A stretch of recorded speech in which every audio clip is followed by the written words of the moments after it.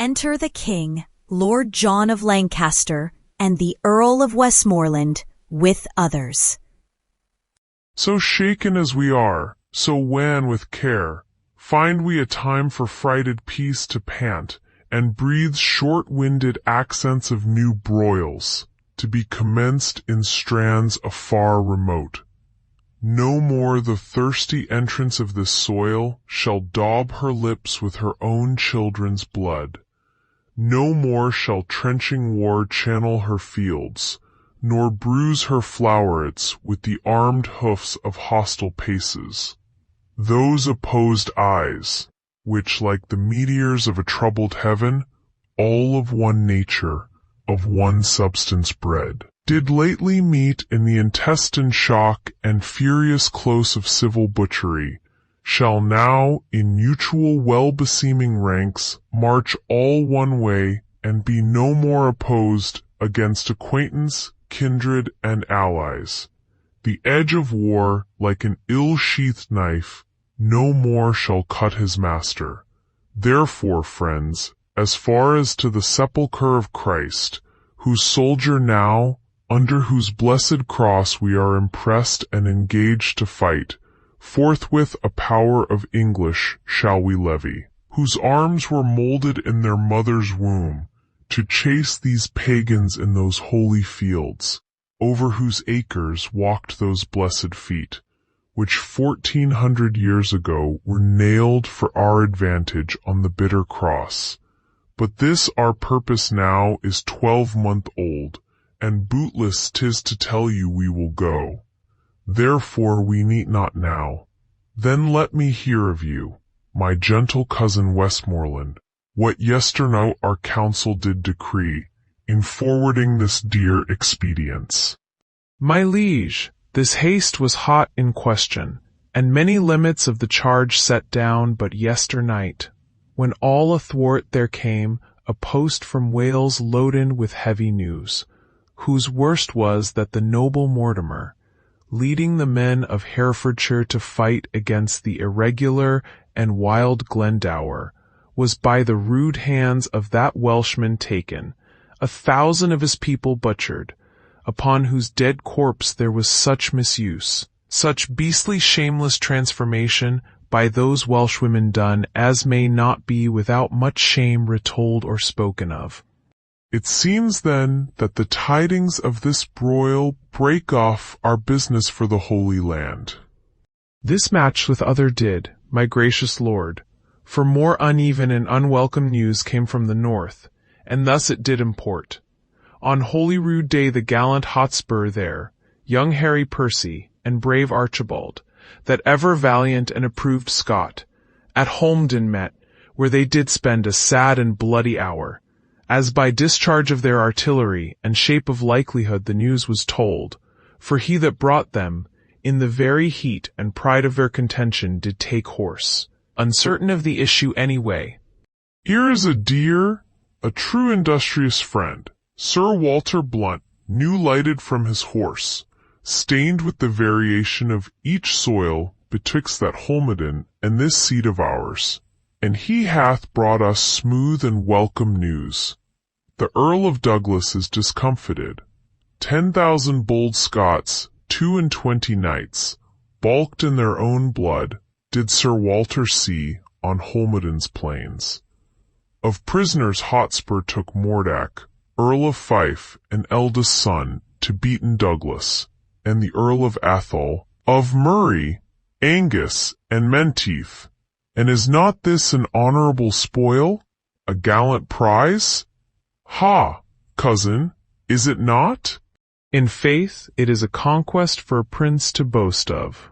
Yea, there thou makest me sad, and makest me sin in envy that my Lord Northumberland should be the father to so blessed a son who is the theme of honour's tongue, amongst a grove the very straightest plant, who is sweet fortune's minion and her pride, whilst I, by looking on the praise of him, see riot and dishonour stain the brow of my young Harry. Oh, that it could be proved that some night-tripping fairy had exchanged in cradle clothes our children where they lay, and called mine Percy, his Plantagenet. Then would I have his Harry and he mine, but let him from my thoughts. What think you, coz, of this young Percy's pride? The prisoners which he in this adventure hath surprised, to his own use he keeps, and sends me word I shall have none but Mordake, Earl of Fife.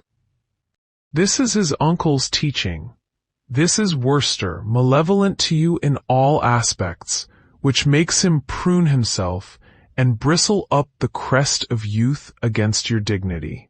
But I have sent for him to answer this, and for this cause a while we must neglect our holy purpose to Jerusalem. Cousin, on Wednesday next our council we will hold at Windsor, so inform the lords, but come yourself with speed to us again, for more is to be said and to be done than out of anger can be uttered. I will, my liege. They exit.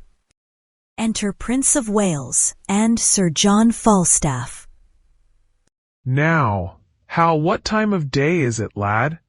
Thou art so fat-witted with drinking of old sack and unbuttoning thee after supper, and sleeping upon benches after noon, that thou hast forgotten to demand that truly which thou wouldst truly know. What a devil hast thou to do with the time of the day, unless hours were cups of sack, and minutes capons, and clocks the tums of bawds, and dials the signs of leaping houses, and the blessed sun himself a fair hot wench in flame-colored taffeta? I see no reason why thou shouldst be so superfluous to demand the time of the day.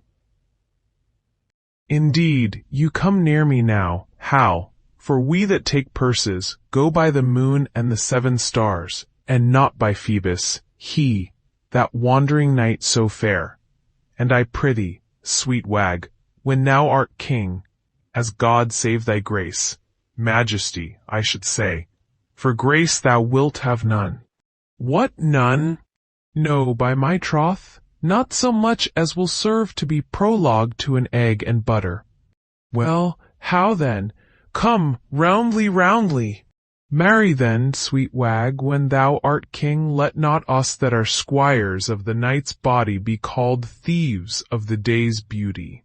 Let us be Diana's foresters, gentlemen of the shade, minions of the moon, and let men say we be men of good government, being governed, as the sea is, by our noble and chaste mistress the moon, under whose countenance we steal.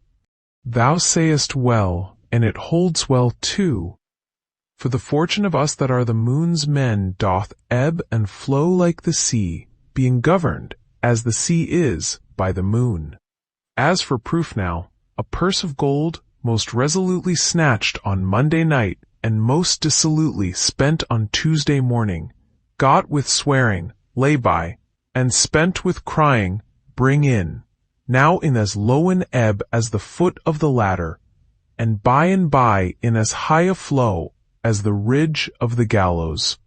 By the Lord, thou sayest true, lad, and is not my hostess of the tavern a most sweet wench? As the honey of Hybla, my old lad of the castle, and is not a buff jerkin a most sweet robe of durance? How now, mad wag, what in thy quips and thy quiddities? What a plague have I to do with a buff jerkin? Why, what a pox have I to do with my hostess of the tavern? Well, thou hast called her to a reckoning many a time and oft. Did I ever call for thee to pay thy part? No, I'll give thee thy due. Thou hast paid all there. Yea, and elsewhere, so far as my coin would stretch, and where it would not, I have used my credit.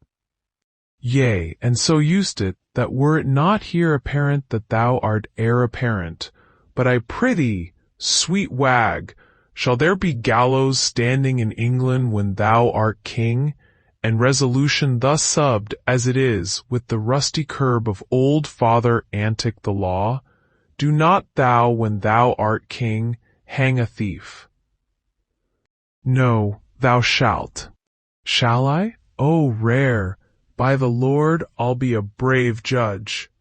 Thou judgest false already. I mean thou shalt have the hanging of the thieves, and so become a rare hangman.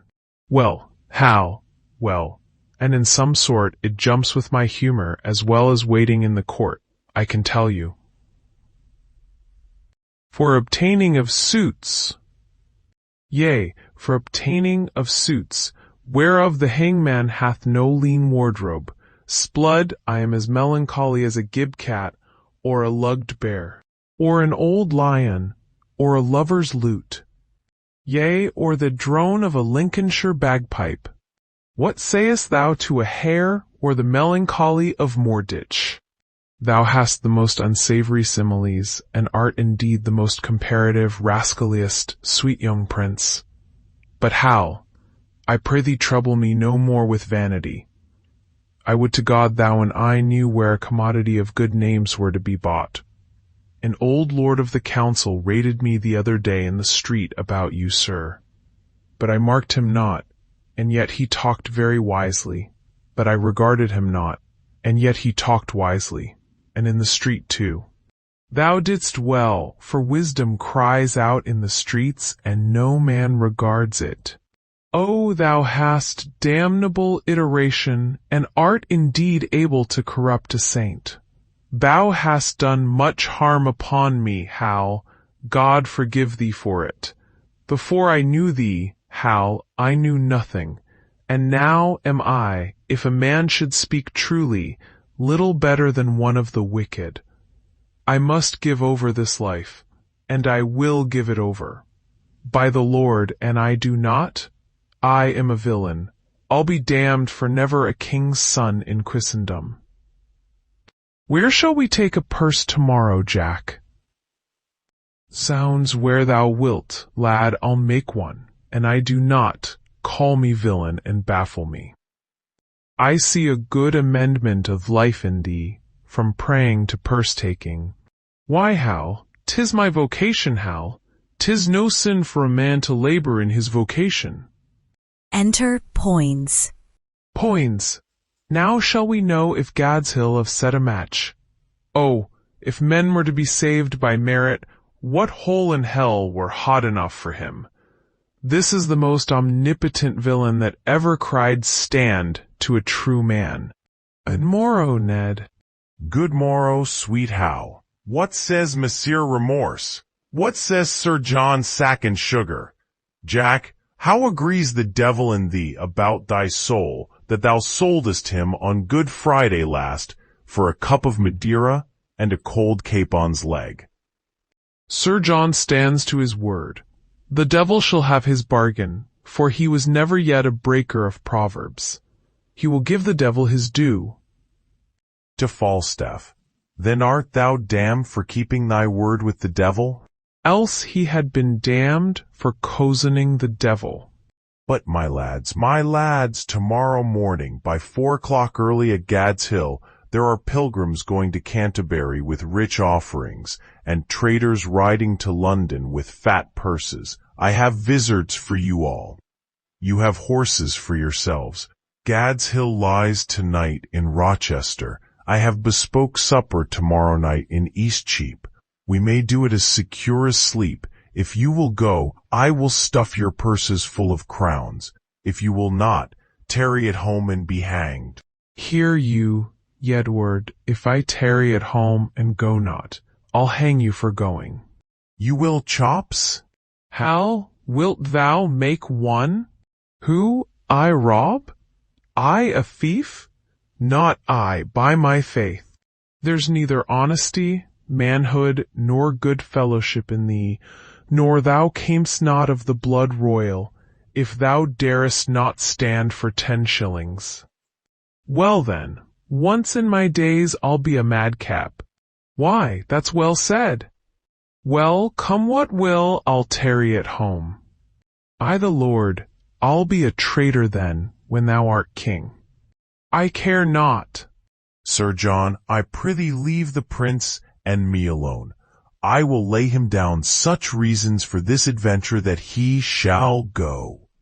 Well, God give thee the spirit of persuasion and him the ears of profiting, that what thou speakest may move, and what he hears may be believed, that the true prince may, for recreation's sake, prove a false thief, for the poor abuses of the time want countenance. Farewell. You shall find me in Eastcheap. Farewell, thou latter spring. Farewell, all hallowed summer. Falstaff exits. Now, my good sweet honey lord, ride with us tomorrow. I have a jest to execute that I cannot manage alone. Falstaff, Peto, Bardolph, and Gadshill shall rob those men that we have already waylaid. Yourself and I will not be there. And when they have the booty, if you and I do not rob them, cut this head off from my shoulders. How shall we part with them in setting forth? Why, we will set forth before or after them, and appoint them a place of meeting, wherein it is at our pleasure to fail. And then will they adventure upon the exploit themselves, which they shall have no sooner achieved, but will set upon them. Yea, but 'tis like that they will know us by our horses, by our habits, and by every other appointment to be ourselves. Tut, our horses they shall not see. I'll tie them in the wood. Our vizards we will change after we leave them. And sirrah, I have cases of buckram for the nonce, to amask our noted outward garments. Yeah, but I doubt they will be too hard for us. Well, for two of them, I know them to be as true-bred cowards as ever turn back. And for the third, if he fight longer than he sees reason, I'll forswear arms. The virtue of this jest will be the incomprehensible lies that this same fat rogue will tell us when we meet at supper. How 30 at least he fought with, what wards, what blows, what extremities he endured, and in the reproof of this lives the jest. Well, I'll go with thee. Provide us all things necessary, and meet me tomorrow night in Eastcheap. There I'll sup. Farewell. Farewell, my lord. Poins exits. I know you all, and will awhile uphold the unyoked humor of your idleness.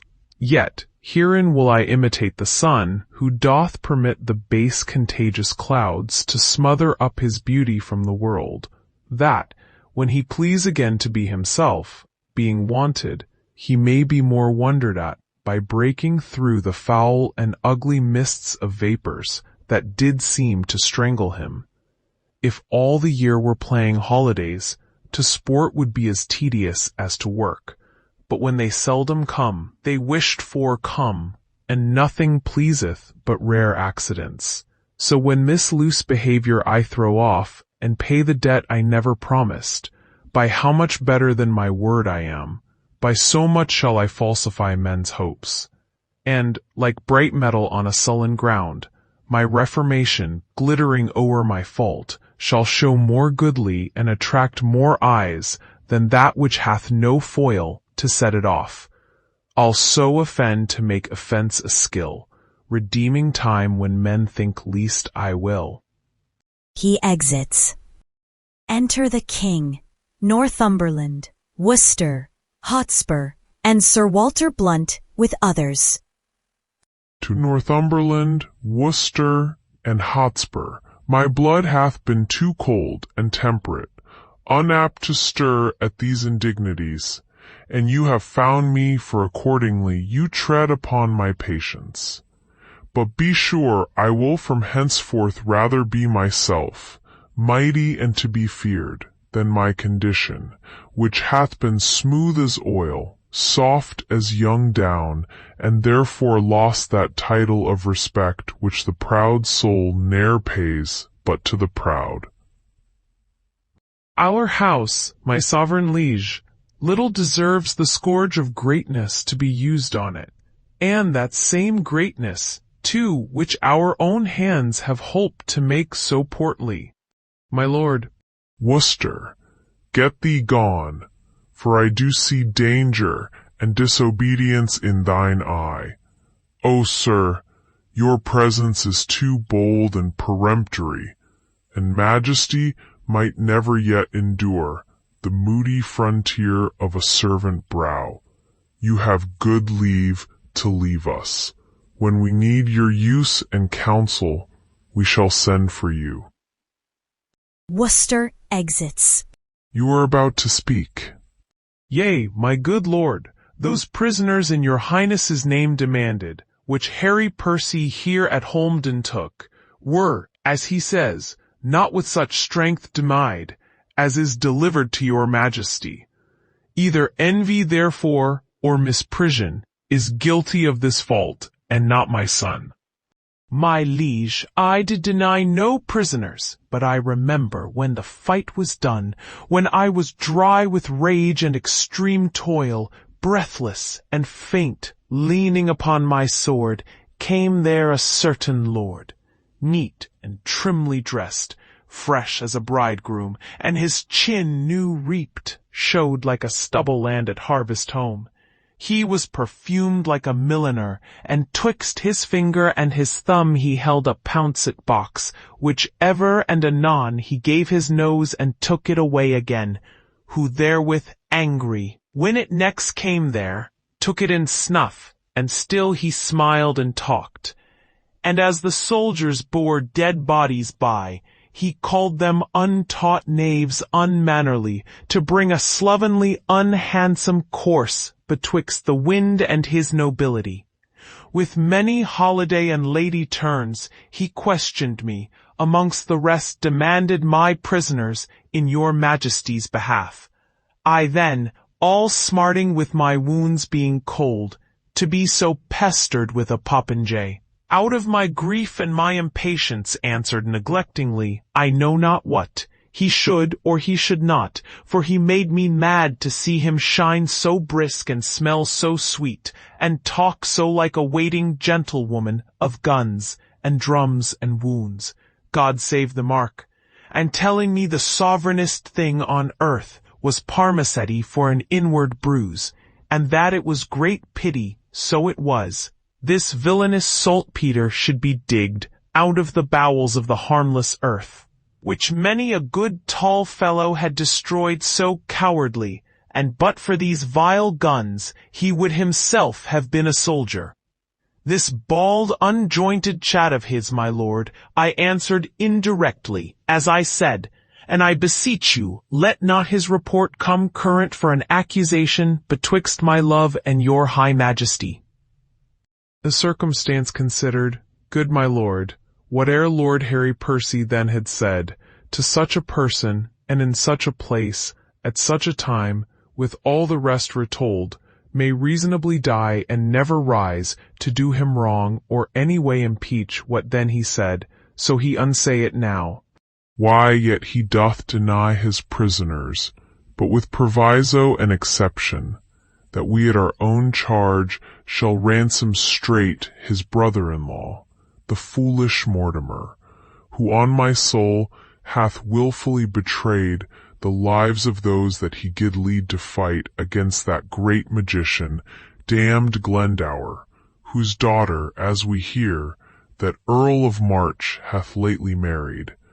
Shall our coffers, then, be emptied to redeem a traitor home? Shall we buy treason and indent with fears when they have lost and forfeited themselves? No, on the barren mountains let him starve, for I shall never hold that man my friend, whose tongue shall ask me for 1 penny cost to ransom home revolted Mortimer. Revolted Mortimer! He never did fall off, my sovereign liege, but by the chance of war. To prove that true needs no more but 1 tongue for all those wounds, those mouthed wounds, which valiantly he took, when on the gentle Severn's sedgy bank, in single opposition, hand to hand, he did confound the best part of an hour, in changing hardiment with great Glendower. 3 times they breathed, and 3 times did they drink, upon agreement of swift Severn's flood, who then, affrighted with their bloody looks, ran fearfully among the trembling reeds, and hid his crisp head in the hollow bank, blood-stained with these valiant combatants. Never did bare and rotten policy colour her working with such deadly wounds, nor never could the noble Mortimer receive so many and all willingly. Then let not him be slandered with revolt. Thou dost belie him, Percy, thou dost belie him. He never did encounter with Glendower. I tell thee, he durst as well have met the devil alone as Owen Glendower for an enemy. Art thou not ashamed? But, sirrah, henceforth let me not hear you speak of Mortimer. Send me your prisoners with the speediest means, or you shall hear in such a kind from me as will displease you. My Lord Northumberland, we license your departure with your son. Send us your prisoners, or you will hear of it. King exits with Blunt and others. And if the devil come and roar for them, I will not send them. I will after straight and tell him so, for I will ease my heart, albeit I make a hazard of my head. What, drunk with choler? Stay and pause a while. Here comes your uncle. Enter Worcester. Speak of Mortimer? Zounds, I will speak of him, and let my soul want mercy if I do not join with him. Yea, on his tart I'll empty all these veins, and shed my dear blood drop by drop in the dust. But I will lift the downtrod Mortimer, as high in the air as this unthankful king, as this ingrate and cankered Bolingbroke. Brother, the king hath made your nephew mad. Who struck this heat up after I was gone? He will forsooth have all my prisoners. And when I urged the ransom once again of my wife's brother, then his cheek looked pale, and on my face he turned an eye of death, trembling even at the name of Mortimer. I cannot blame him. Was not he proclaimed by Richard, that dead is the next of blood? He was. I heard the proclamation, and then it was when the unhappy king, whose wrongs in us God pardon, did set forth upon his Irish expedition, from whence he, intercepted, did return, to be deposed and shortly murdered, and for whose death we in the world's wide mouth live scandalized and foully spoken of. But soft, I pray you, did King Richard then proclaim my brother Edmund Mortimer heir to the crown? He did. Myself did hear it. Nay then, I cannot blame his cousin king, that wished him on the barren mountain starve. But shall it be that you that set the crown upon the head of this forgetful man, and for his sake wear the detested blot of murderous subornation? Shall it be that you a world of curses undergo, being the agents or base second means, the cords, the ladder, or the hangman rather? Oh, pardon me that I descend so low, to show the line and the predicament wherein you range under this subtle king. Shall it for shame be spoken in these days, or fill up chronicles in time to come, that men of your nobility and power did gauge them both in an unjust behalf, as both of you, God pardon it, have done, to put down Richard, that sweet lovely rose, and plant this thorn, this canker, Bolingbroke? And shall it in more shame be further spoken that you are fooled, discarded, and shook off by him for whom these shames you underwent? No, yet time serves wherein you may redeem your banished honors and restore yourselves into the good thoughts of the world again. Revenge the jeering and disdained contempt of this proud king, who studies day and night to answer all the debt he owes to you, even with the bloody payment of your deaths. Therefore, I say, Peace, cousin, say no more. And now I will unclasp a secret book, and to your quick conceiving discontents, I'll read you matter deep and dangerous, as full of peril and adventurous spirit, as to o'erwalk a current, roaring loud, on the unsteadfast footing of a spear. If he fall in, good night, or sink or swim, send danger from the east unto the west. So honor cross it from the north to south, and let them grapple. Oh, the blood more stirs to rouse a lion than to start a hare.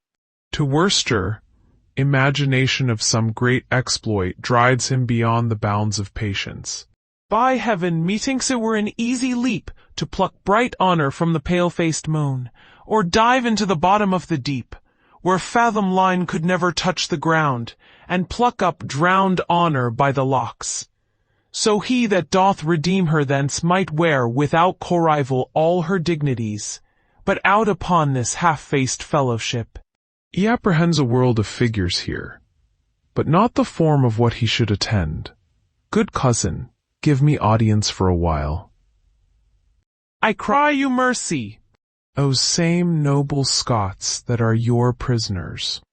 I'll keep them all. By God, he shall not have a Scot of them. No, if a Scot would save his soul, he shall not.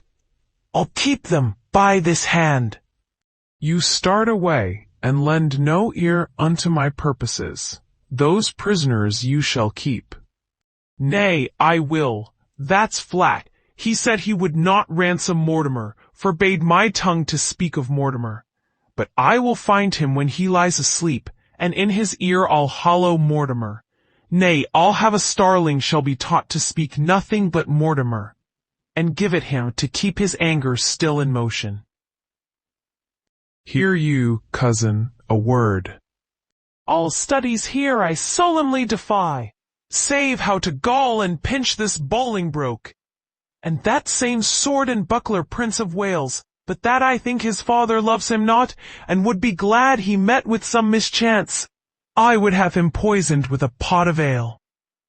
Farewell, kinsman. I'll talk to you when you are better tempered to attend. To Hotspur.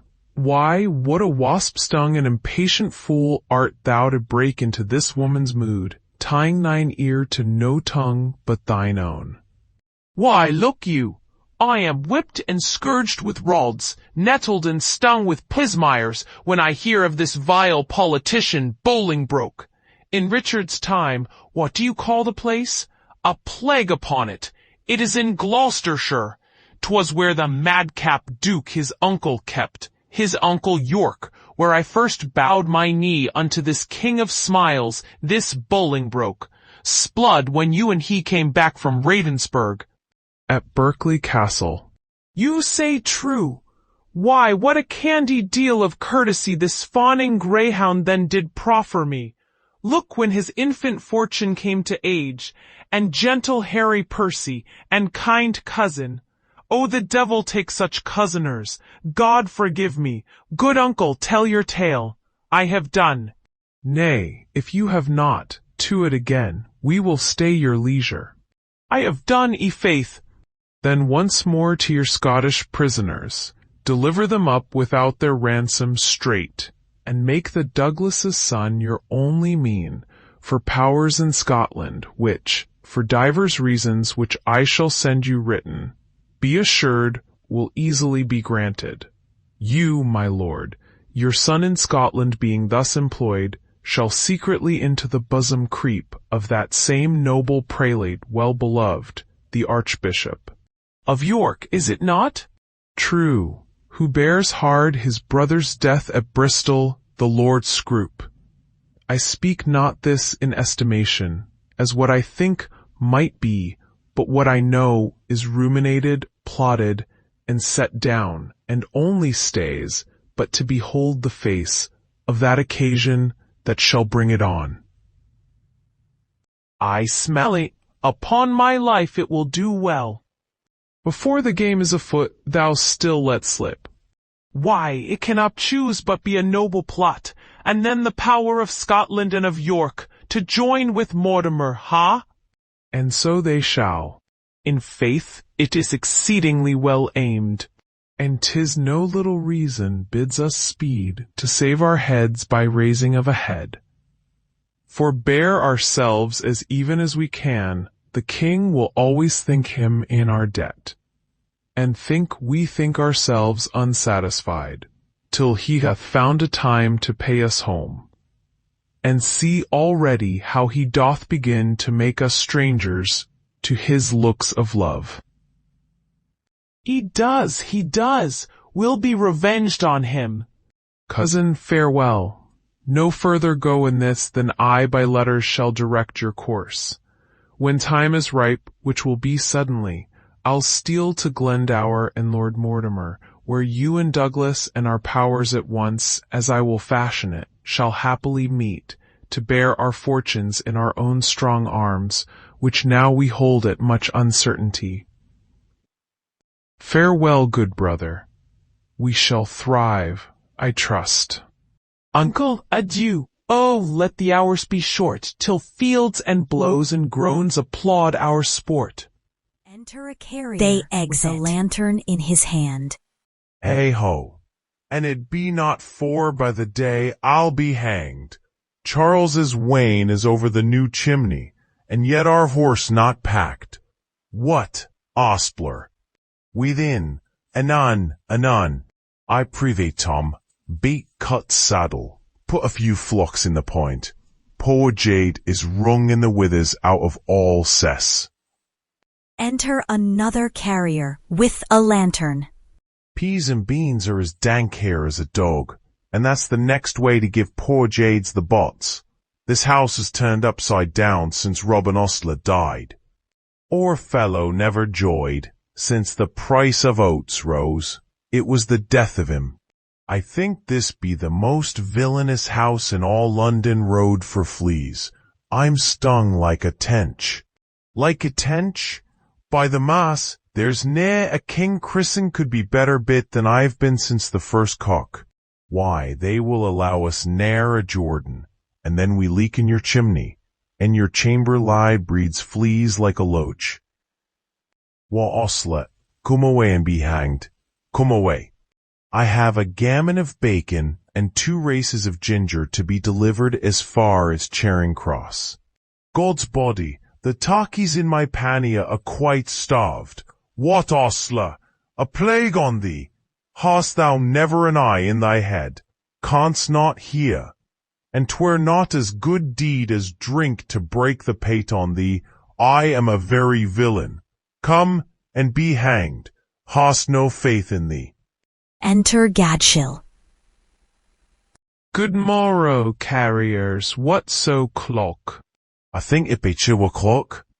I prithee, lend me thy lantern to see my gelding in the stable. Nay, by God, soft. I know a trick worth 2 of that, if faith. Just second carrier, I pray thee lend me thine. Aye, when canst tell? Lend me thy lantern, quoth he. Marry, I'll see thee hanged first. Sirrah, carrier, what time do you mean to come to London? Time enough to go to bed with a candle. I warrant thee. Come, neighbour Muggs, we'll call up the gentlemen. They will along with company, for they have great charge. Carriers exit. What ho, Chamberlain? Enter Chamberlain. At hand, quoth Pickpurse. That's even as fair as at hand, quoth the Chamberlain. For thou variest no more from picking of purses, than giving direction doth from labouring. Thou layest the plot how? Good morrow, Master Gadshill. It holds current that I told you yesternight. There's a Franklin in the wild of Kent hath brought 300 marks with him in gold.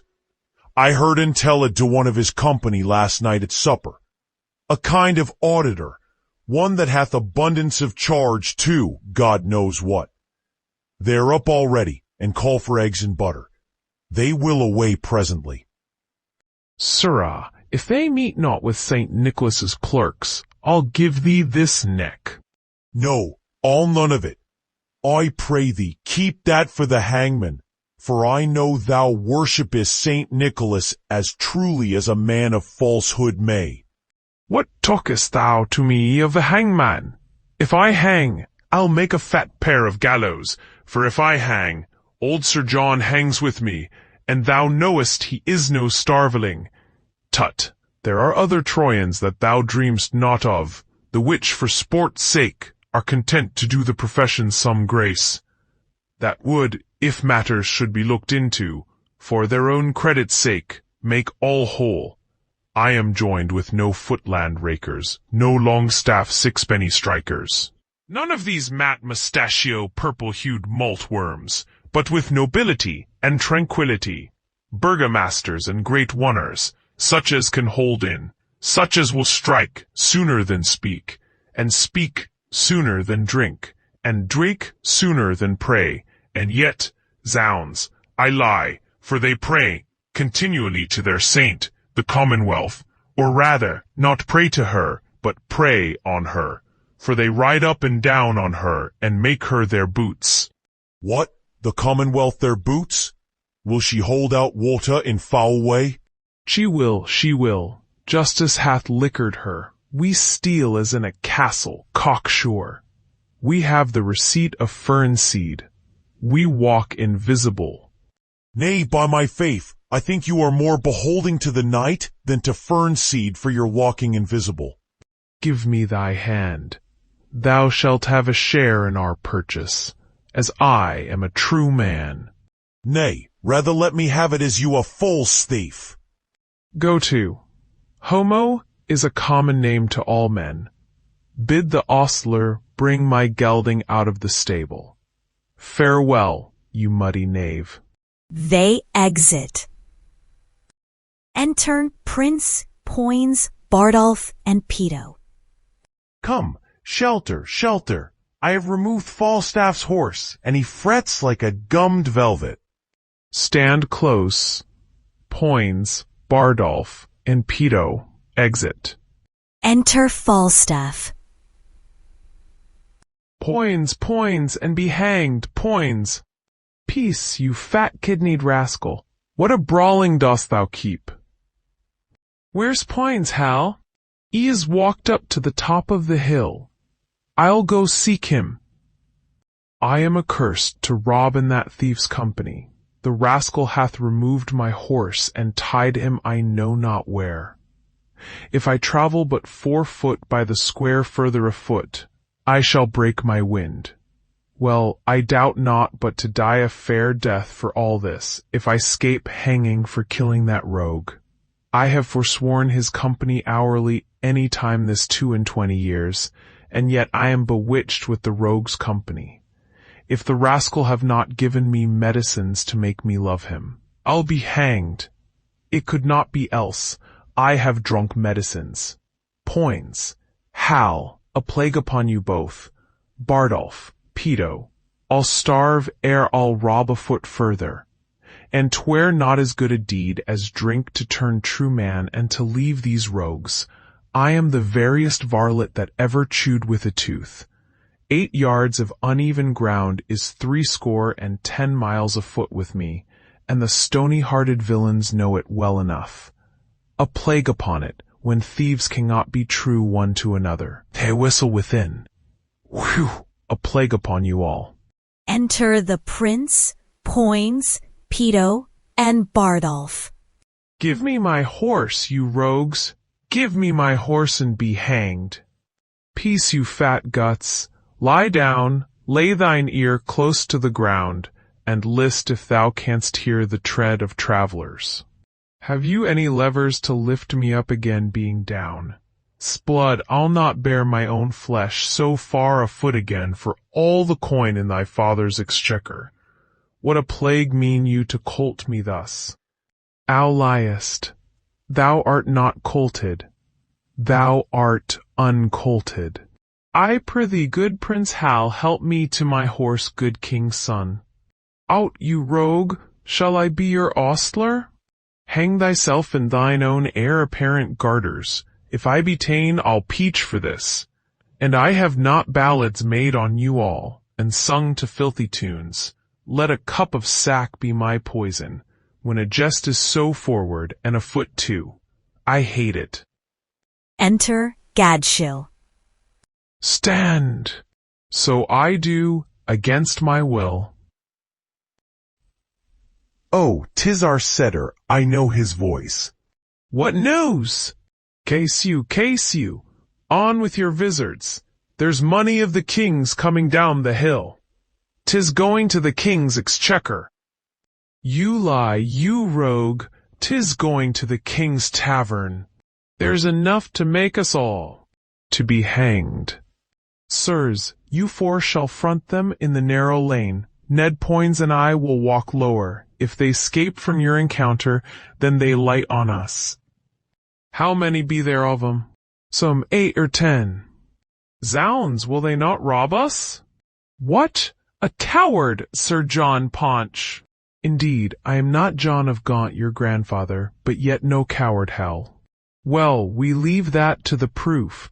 Sirrah Jack, thy horse stands behind the hedge. When thou needst him, there thou shalt find him. Farewell, and stand fast. Now cannot I strike him, if I should be hanged? Aside to Poins. Ned, where are our disguises? Aside to Prince. Here, hard by. Stand close. The prince and Poins exit. Now, my masters, happy man be his dole, say I. Every man to his business. They step aside. Enter the travelers. Aveler, come, neighbor. The boy shall lead our horses down the hill. We'll walk afoot a while and ease our legs. Advance and stand. Jesus bless us. Strike, down with them. Cut the villains' throats. Ah, horse and caterpillars, bacon-fed knaves. They hate us, youth. Down with them. Fleece them. Ah, we are undone, both we and ours forever. Hang you gore-bellied knaves! Are you undone? No, you fat chuffs, I would your store were here. On, bacons, on! What, you knaves, young men must live. You are grand jurors, are you? We'll jure you, faith. Here they rob them and bind them. They all exit. Enter the prince and Poins, disguised. The thieves have bound the true men. Now could thou and I rob the thieves and go merrily to London. It would be argument for a week, laughter for a month, and a good jest forever. Stand close. I hear them humming. They step aside. Enter the thieves again. Come, my masters, let us share and then to horse before day. And the prince and Poins be not two arrant cowards. There's no equity stirring. There's no more valor in that Poins than in a wild duck. As they are sharing, the prince and Poins set upon them. Your money! Villains! They all run away, and Falstaff, after a blow or two, runs away too, leaving the booty behind them. Got with much ease, now merrily to horse, the thieves are all scattered, and possessed with fear so strongly that they dare not meet each other. Each takes his fellow for an officer. Away, good Ned. Falstaff sweats to death, and lards the lean earth as he walks along. Were it not for laughing, I should pity him. How the fat rogue roared! They exit. Enter Hotspur alone, reading a letter.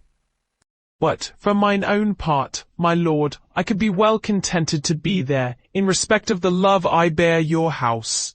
He could be contented, why is he not then?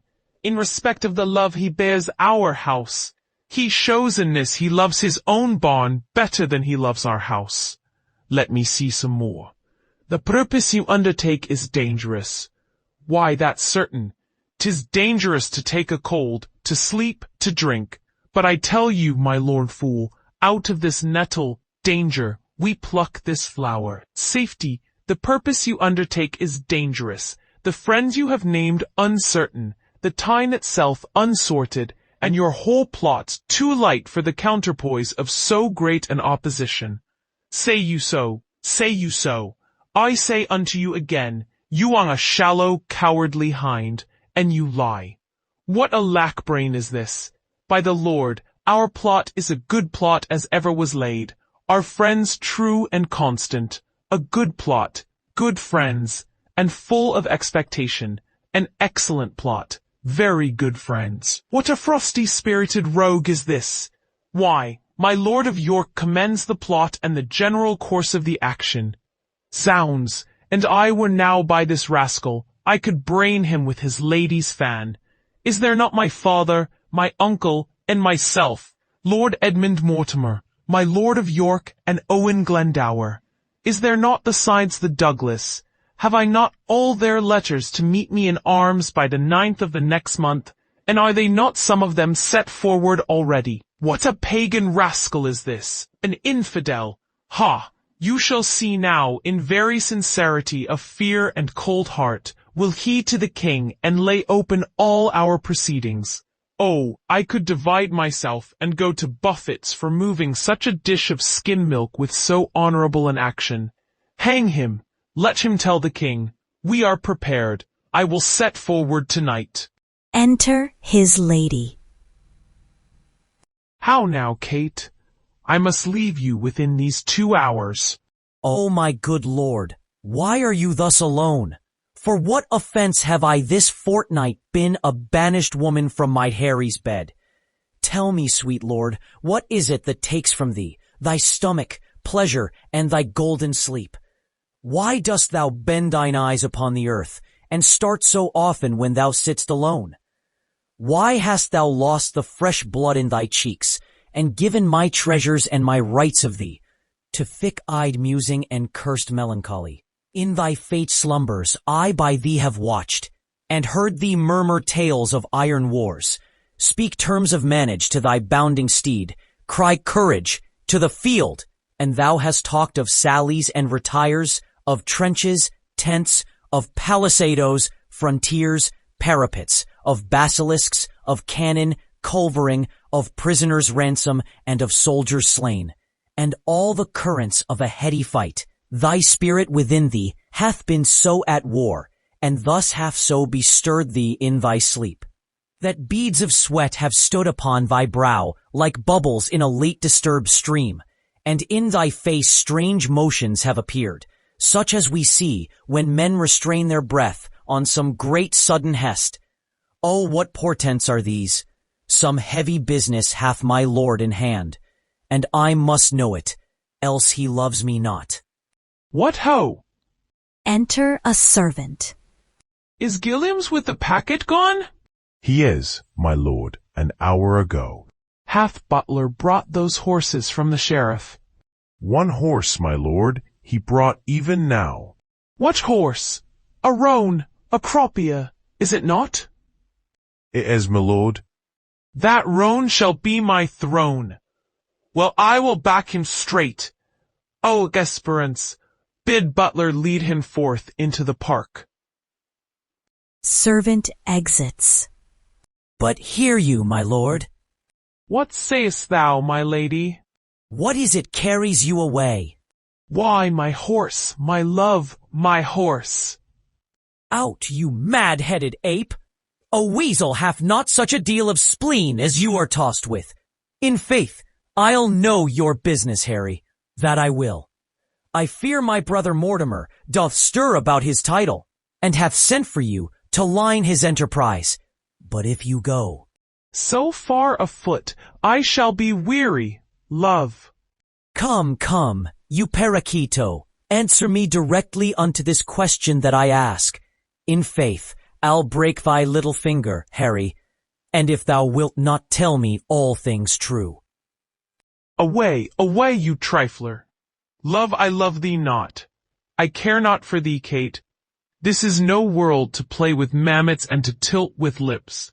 We must have bloody noses and cracked crowns, and pass them current too. God's me, my horse. What sayest thou, Kate? What wouldst thou have with me? Do you not love me? Do you not indeed? Well, do not then, for since you love me not, I will not love myself. Do you not love me? Nay, tell me if you speak in jest or no. Come, wilt thou see me ride? And when I am a horseback, I will swear I love thee infinitely.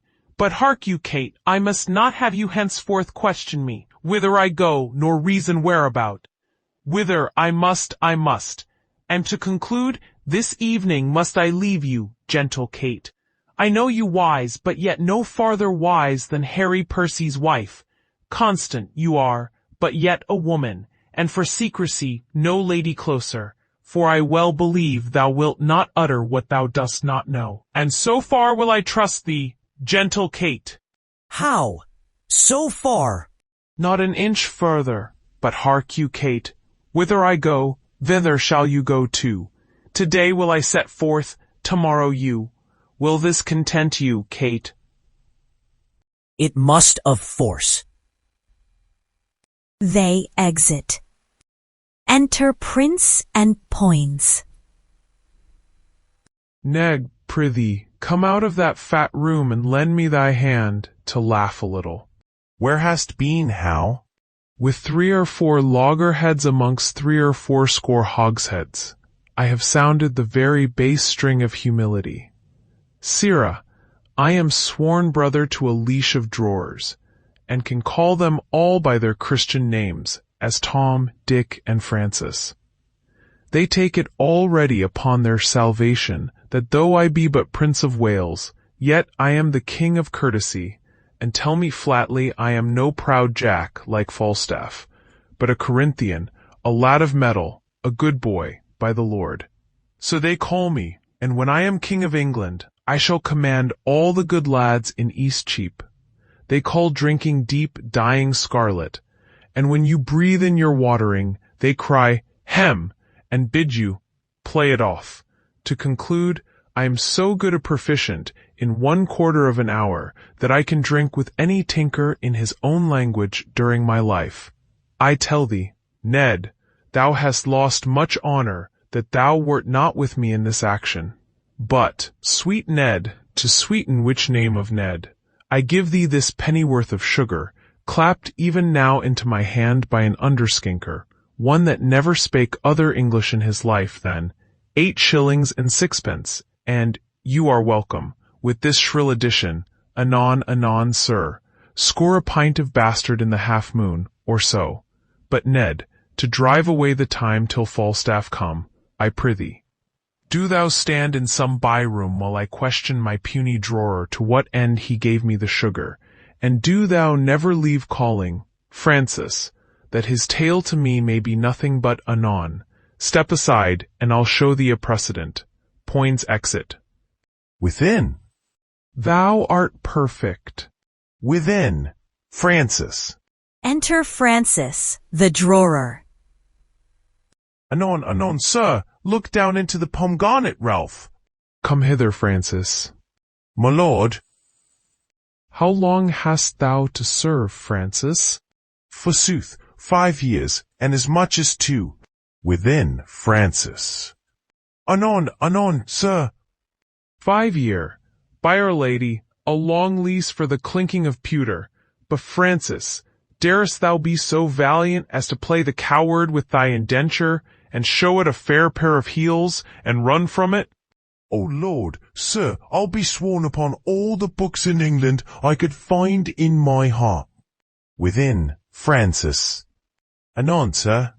How old art thou, Francis? Let me see. About Michaelmas next, I shall be... Within, Francis. Anon, sir. Pray stay a little, my lord. Nay, but hark you, Francis, for the sugar thou gavest me, 'twas a pennyworth, was it not? O lord, ecca, I would have been 2. I will give thee for it 1,000 pound. Ask me when thou wilt, and thou shalt have it. Within, Francis. Anon, anon. Anon, Francis. No, Francis, but tomorrow, Francis. Or Francis o' Thursday, or indeed, Francis, when thou wilt. But, Francis. My lord. Wilt thou rob this leathern jerkin, crystal button, knot-pated, agate ring, puke stocking, caddis garter, smooth tongue, Spanish pouch? Oh, Lord, sir, who do you mean? Why then your brown bastard is your only drink, for look you, Francis, your white canvas doublet will sully. In Barbary, sir, it cannot come to so much. What, sir? Within, Francis. Away, you rogue! Dost thou not hear them call? Here they both call him. The drawer stands amazed. not knowing which way to go. Enter Vintner. What, standst thou still, and hear such a calling? Look to the guests within. Francis exits, my lord old Sir John with half a dozen more are at the door. Shall I let them in? Let them alone a while, and then open the door. Vintner exits. Poins. Enter Poins. Anon, anon, sir. Sirrah, Falstaff, and the rest of the thieves are at the door. Shall we be merry? As merry as crickets, my lad. But hark you, what cunning match have you made with this jest of the drawer? Come, what's the issue? I am now of all humours that have showed themselves humours since the old days of Goodman Adam to the pupil age of this present 12 o'clock at midnight. Enter Francis in haste. What's o'clock, Francis? Anon, anon, sir. Francis exits. That ever this fellow should have fewer words than a parrot, and yet the son of a woman. His industry is upstairs and downstairs, his eloquence the parcel of a reckoning. I am not yet of Percy's mind, the Hotspur of the north, he that kills me some 6 or 7 dozen of Scots at a breakfast, washes his hands, and says to his wife, "Fie upon this quiet life. I want work." "Oh, my sweet Harry," says she, "how many hast thou killed today?" "Give my roan horse a drench," says he, and answers, "Some 14, an hour after." "A trifle, a trifle. I prithee call in Falstaff. I'll play Percy, and that damn Brawn shall play Dame Mortimer his wife." "Revo," says the drunkard, "call in Ribs, call in Tallow." Enter Falstaff, Gadshill, Peto, Ardulf. And Francis with wine. Welcome, Jack. Where hast thou been? A plague of all cowards, I say, and of vengeance too. Marry and amen. Give me a cup of sack, boy. Ere I lead this life long, I'll sow nether stalks, and mend them, and foot them too. A plague of all cowards. Give me a cup of sack, rogue. Is there no virtue extant? He drinketh. Didst thou never see Titan kiss a dish of butter? Pitiful-hearted Titan, that melted at the sweet tale of the suns? If thou didst, then behold that compound. To Francis, you rogue, here's lime in this sack too. There is nothing but roguery to be found in villainous man. Yet a coward is worse than a cup of sack with lime in it. A villainous coward. Go thy ways, old Jack. Die when thou wilt. If manhood, good manhood, be not forgot upon the face of the earth, then am I a shotten herring. There lives not 3 good men unhanged in England, and one of them is fat and grows old. God help the while. A bad world, I say. I would I were a weaver. I could sing psalms or anything. A plague of all cowards, I say still. How now, Woolsack, what mutter you? A king's son, if I do not beat thee out of thy kingdom with a dagger of laugh, and drive all thy subjects afore thee like a flock of wild geese, I'll never wear hair on my face more. You, Prince of Wales. Why, you whoreson round man, what's the matter? Are not you a coward? Answer me to that, and Poins there. Zounds, you fat paunch, and you call me coward? By the Lord, I'll stab thee. I call thee coward? I'll see thee damned ere I call thee coward. But I would give £1,000, I could run as fast as thou canst. You are straight enough in the shoulders, you care not who sees your back. Call you that backing of your friends? A plague upon such backing. Give me them that will face me. Give me a cup of sack. I am the rogue if I drunk today. O villain, thy lips are scarce wiped since thou drunk'st last. All is one for that. He drinketh. A plague of all cowards, still say I. What's the matter? What's the matter? There be 4 of us here have ta'en £1,000 this day morning. Where is it, Jack? Where is it? Where is it? Taken from us it is. 100 upon poor 4 of us. What, 100, man? I am a rogue if I were not at half-sword with a dozen of them 2 hours together. I have 'scaped by miracle. I am 8 times thrust through the doublet, 4 through the hose, my buckler cut through and through, my sword hacked like a handsaw. Ecce signum.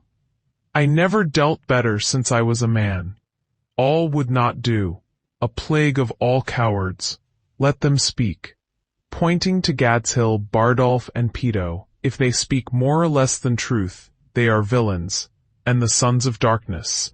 Speak, sirs, how was it? We 4 set upon some dozen. 16 at least, my lord. And bound them. No, they were not bound.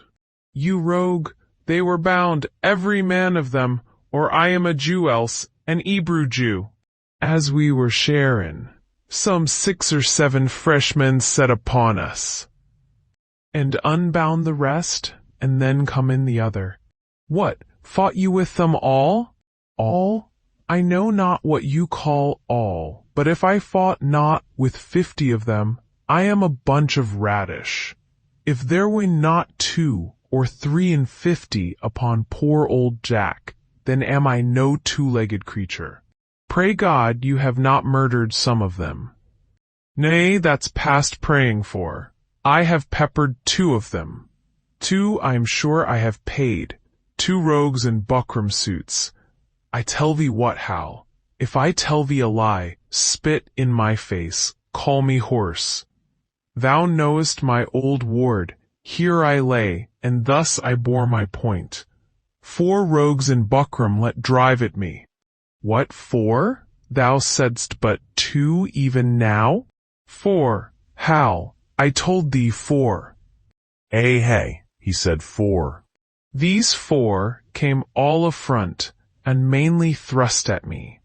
I made me no more ado, but took all their 7 points in my target, thus. 7? Why there were but 4 even now. In buckram? Aye, 4 in buckram suits. 7 by these hilts, or I'm a villain else. 2 points. Prithee, let him alone. We shall have more anon. Dost thou hear me, Hal? And mark thee too, Jack. Do so, for it is worth the listening to. These 9 in buckram that I told thee of. So 2 more already. Their points being broken. Down fell their hose. Began to give me ground, but I followed me close, came in foot and hand, and with a thought, 7 of the 11 I paid. Oh, monstrous! 11 buckram men grown out of 2. But as the devil would have it, 3 misbegotten knaves in Kendal Green came at my back, and let drive at me. For it was so dark, Hal, that thou couldst not see thy hand. These lies are like their father that begets them, gross as a mountain open palpable. Why, thou clay-brained guts, thou naughty-pated fool, thou whoreson, obscene, greasy tallow-catch. What, art thou mad? Art thou mad? Is not the truth the truth? Why, how couldst thou know these men in Kendal Green when it was so dark thou couldst not see thy hand? Come, tell us your reason. What sayest thou to this? Come, your reason, Jack, your reason. What, upon compulsion? Zounds! And I were at the Strepito or all the racks in the world, I would not tell you on compulsion. Give you a reason on compulsion? If reasons were as plentiful as blackberries, I would give no man a reason upon compulsion. I'll be no longer guilty of this sin. This sanguine coward, this bed-presser, this horseback breaker, this huge hill of flesh. Splod, you starveling, you elfskin, you dried neat's tongue, you bull's pizzle, you stockfish. Oh, for breath to utter what is like thee, you tailor's yard, you sheath, you bow case, you vile standing tuck. Well, breathe a while, and then to it again, and when thou hast tired thyself in base comparisons, hear me speak but this. Mark Jack. We two saw you four set on four, and bound them and were masters of their wealth. Mark now how a plain tale shall put you down. Then did we two set on you four, and with a word outfaced you from your prize, and have it, yea, and can show it you here in the house. And Falstaff, you carried your guts away as nimbly, with as quick dexterity, and roared for mercy, and still run and roared as ever I heard bull calf. What a slave art thou to hack thy sword as thou hast done, and then say it was in fight. What trick, what device, what starting hole canst thou now find out to hide thee from this open and apparent shame? Come, let's hear, Jack. What trick hast thou now? By the Lord, I knew you as well as he that made you. Why, hear you, my masters, was it for me to kill the heir apparent? Should I turn upon the true prince? Why, thou knowest I am as valiant as Hercules, but beware instinct. The lion will not touch the true prince. Instinct is a great matter. I was now a coward on instinct. I shall think the better of myself and thee during my life. I for a valiant lion, and thou for a true prince. But by the Lord, lads, I am glad you have the money. Tounces clap to the doors. Watch tonight, pray tomorrow. Gallants, lads, boys, hearts of gold. All the titles of good fellowship come to you. What? Shall we be merry? Shall we have a play extempore? Content and the argument shall be thy running away. Ah, no more of that, Hal, and thou lovest me. Enter hostess. O Jesu, my lord the prince. How now, my lady the hostess, what sayest thou to me? Marry, my lord, there is a nobleman of the court at door would speak with you. He says he comes from your father. Give him as much as will make him a royal man, and send him back again to my mother. What manner of man is he? An old man. What doth gravity out of his bed at midnight? Shall I give him his answer? Prissy do, Jack. Faith, and I'll send him packing. He exits. Now, sirs, to Gad's Hill, Byra lady, you fought fair. So did you, Peto. So did you, Bardolph. You are lions too. You ran away upon instinct. You will not touch the true prince. No, fie. Faith, I ran when I saw others run. Faith, tell me now in earnest, how came Falstaff's sword so hacked? Why, he hacked it with his dagger, and said he would swear truth out of England, but he would make you believe it was done in fight, and persuaded us to do the like. Yeah, and to tickle our noses with spear grass to make them bleed, and then to beslubber our garments with it, and swear it was the blood of true men. I did that, I did not this 7 year before. I blushed to hear his monstrous devices. O villain, thou stolest a cup of sack 18 years ago, and wert taken with the manner, and ever since thou hast blushed extempore. Thou hadst fire and sword on thy side, and yet thou ranst away. What instinct hadst thou for it? My lord, do you see these meteors? Do you behold these exhalations? I do. What think you they portend? Hot livers and cold purses. Choler, my lord, if rightly taken. No, if rightly taken, halter. Enter Falstaff. Here comes lean Jack. Here comes bare bone. How now, my sweet creature of bombast? How long is it ago, Jack, since thou sawest thine own knee? My own knee?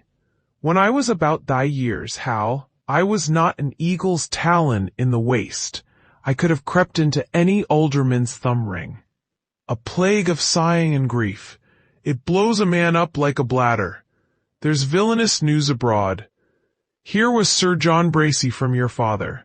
You must to the court in the morning. That same mad fellow of the north, Percy, and he of Wales that gave Amamon the bastinado, and made Lucifer cuckold, and swore the devil his true liegeman upon the cross of a Welsh hook. What a plague call you him? Owen Glendower.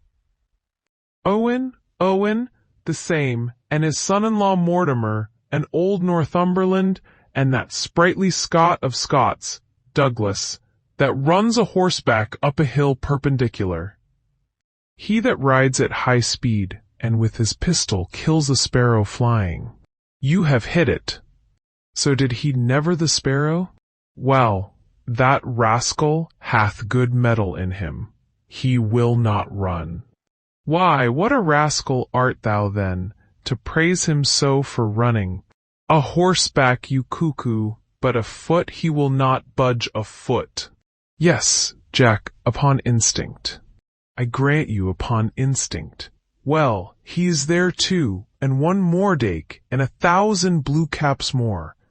Worcester is stolen away tonight. Thy father's beard is turned white with the news. You may buy land now as cheap as stinking mackerel. Why then, it is like if there come a hot June, and this civil buffeting hold, we shall buy maidenheads as they buy hobnails, by the hundreds. By the mass, thou sayest true. It is like we shall have good trading that way. But tell me, Hal, art not thou horrible afeard? Thou being heir apparent, could the world pick thee out 3 such enemies again as that fiend Douglas, that spirit Percy, and that devil Glendower? Art thou not horribly afraid? Doth not thy blood thrill at it? Not a whit, if faith. I lack some of thy instinct. Well, thou wilt be horribly chid tomorrow when thou comest to thy father. If thou love me, practice an answer. Do thou stand for my father and examine me upon the particulars of my life. Shall I? Content. He sits down. This chair shall be my state, this dagger my scepter, and this cushion my crown. Thy state is taken for a joined stool, thy golden scepter for a leaden dagger, and thy precious rich crown for a pitiful bald crown. Well, and the fire of grace be not quite out of thee. Now shalt thou be moved. Give me a cup of sack to make my eyes look red, that it may be thought I have wept. For I must speak in passion, and I will do it in King Cambyses' vein. Well, here is my leg, and here is my speech, as king. Stand aside, nobility. Oh, Jesu, this is excellent sport, faith. As king, weep not, sweet queen, for trickling tears are vain. Oh, the father, how he holds his countenance. As king, for God's sake, lords, convey my tristful queen, for tears do stop the floodgates of her eyes. O Jesu, he doth it as like one of these harlotry players as ever I see. Peace, good pint pot. Peace, good tickle brain. Harry, I do not only marvel where thou spendest thy time, but also how thou art accompanied. For though the chamomile, the more it is trodden on, the faster it grows, so youth, the more it is wasted, the sooner it wears. That thou art my son, I have partly thy mother's word, partly my own opinion, but chiefly a villainous trick of thine eye, and a foolish hanging of thy nether lip, that doth warrant me. If then thou be son to me, here lies the point. Why, being son to me, art thou so pointed at? Shall the blessed Son of Heaven prove a mitre and eat blackberries? A question not to be asked. Shall the Son of England prove a thief and take purses? A question to be asked. There is a thing, Harry, which thou hast often heard of, and it is known to many in our land by the name of pitch. This pitch, as ancient writers do report, doth defile, so doth the company thou keepest. For, Harry, now I do not speak to thee in drink, but in tears, not in pleasure, but in passion, not in words only, but in woes also. And yet there is a virtuous man whom I have often noted in thy company, but I know not his name. What manner of man in it like your majesty? As king, a goodly portly man, I faith, and a corpulent, of a cheerful look, a pleasing eye, and a most noble carriage, and as I think, his age some 50, or by Our Lady, inclining to 60. And now I remember me his name is Falstaff. If that man should be lewdly given, he deceiveth me, for Harry, I see virtue in his looks. If then the tree may be known by the fruit, as the fruit by the tree, then peremptorily I speak it. There is virtue in that Falstaff, him keep with. The rest banish. And tell me now, thou naughty varlet, tell me where hast thou been this month? Dost thou speak like a king? Do thou stand for me, and I'll play my father.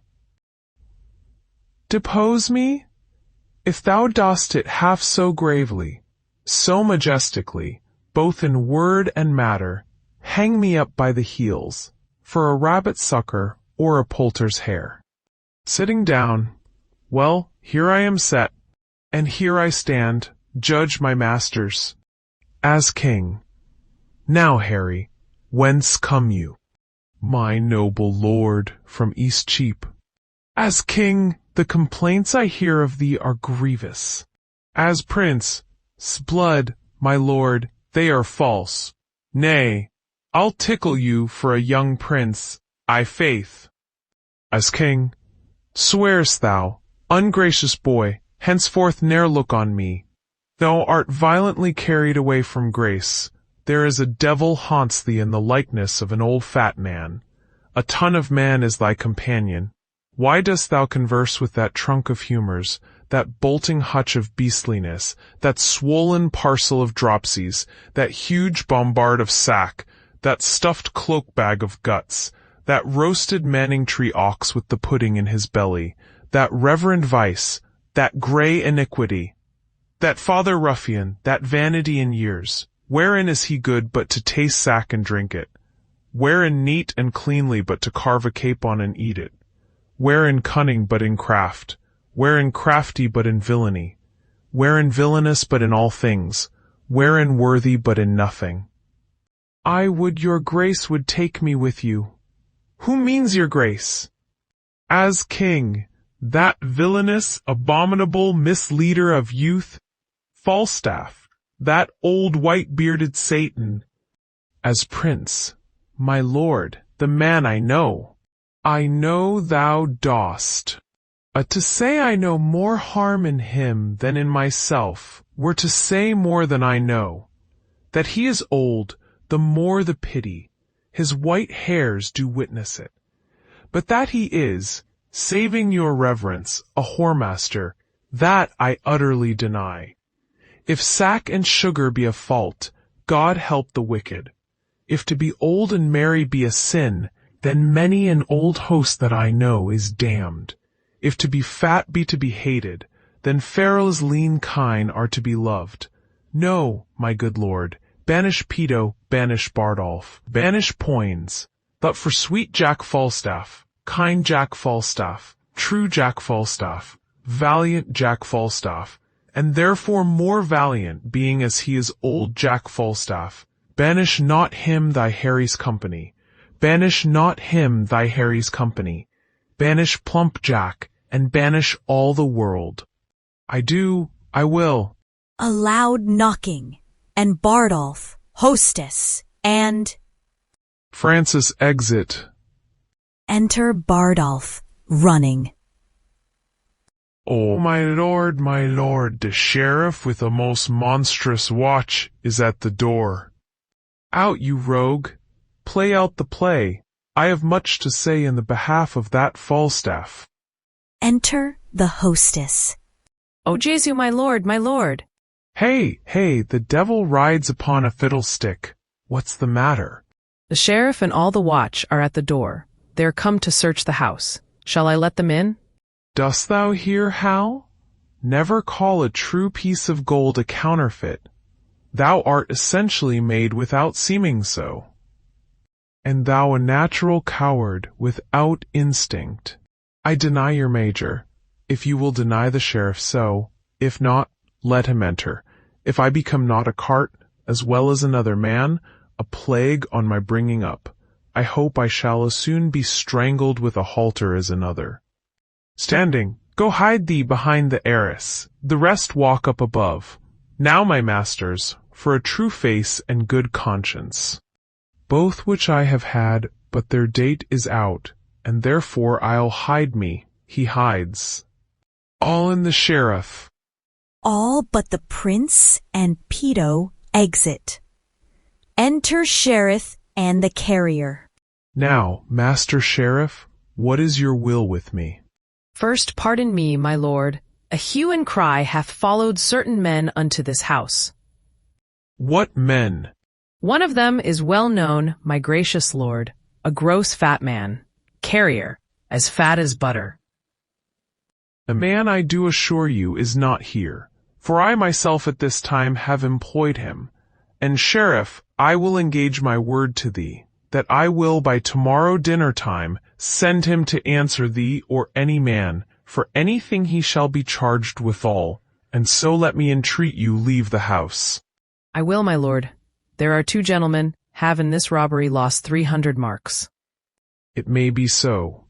If he have robbed these men, he shall be answerable, and so farewell. Sheriff, good night, my noble lord. I think it is good morrow, is it not? Indeed, my lord, I think it be 2 o'clock. He exits with the carrier. This oily rascal is known as well as Paul's. Go call him forth. Falstaff, fast asleep behind the arras, and snorting like a horse. Hark, how hard he fetches breath. Search his pockets. He searcheth his pocket, and findeth certain papers. What hast thou found? Nothing but papers, my lord. Let's see what they be. Read them. Item a capon, 2 cents, 2d. Item sauce, 4d. Sack, 2 gallons, 5s, 8d. Item anchovies in sack after supper, 2 cents, 6d. Item bread, ob. Oh, monstrous! But 1 halfpenny worth of bread to this intolerable deal of sack? What there is else, keep close. We'll read it at more advantage. There let him sleep till day. I'll to the court in the morning. We must all to the wars, and thy place shall be honorable. I'll procure this fat rogue a charge of foot, and I know his death will be a march of 12 score. The money shall be paid back again with advantage. Be with me betimes in the morning, and so good morrow, pedo. Good morrow, good my lord. Hotspur, they exit. Lord Mortimer and Owen Glendower. These promises are fair, the party sure, and our induction full of prosperous hope. Lord Mortimer and cousin Glendower, will you sit down, and Uncle Worcester? A plague upon it, I have forgot the map. No, here it is.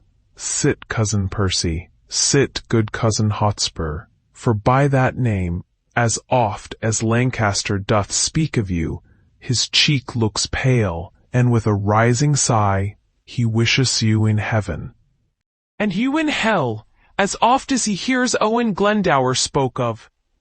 I cannot blame him. At my nativity the front of heaven was full of fiery shapes, of burning cressets, and at my birth the frame and huge foundation of the earth shaked like a coward. Why, so it would have done, at the same season if your mother's cat had but kittened, though yourself had never been born. I say the earth did shake when I was born. And I say the earth was not of my mind, if you suppose as fearing you it shook. The heavens were all on fire, the earth did tremble. Oh, then the earth shook to see the heavens on fire, and not in fear of your nativity. Diseased nature oftentimes breaks forth, in strange eruptions.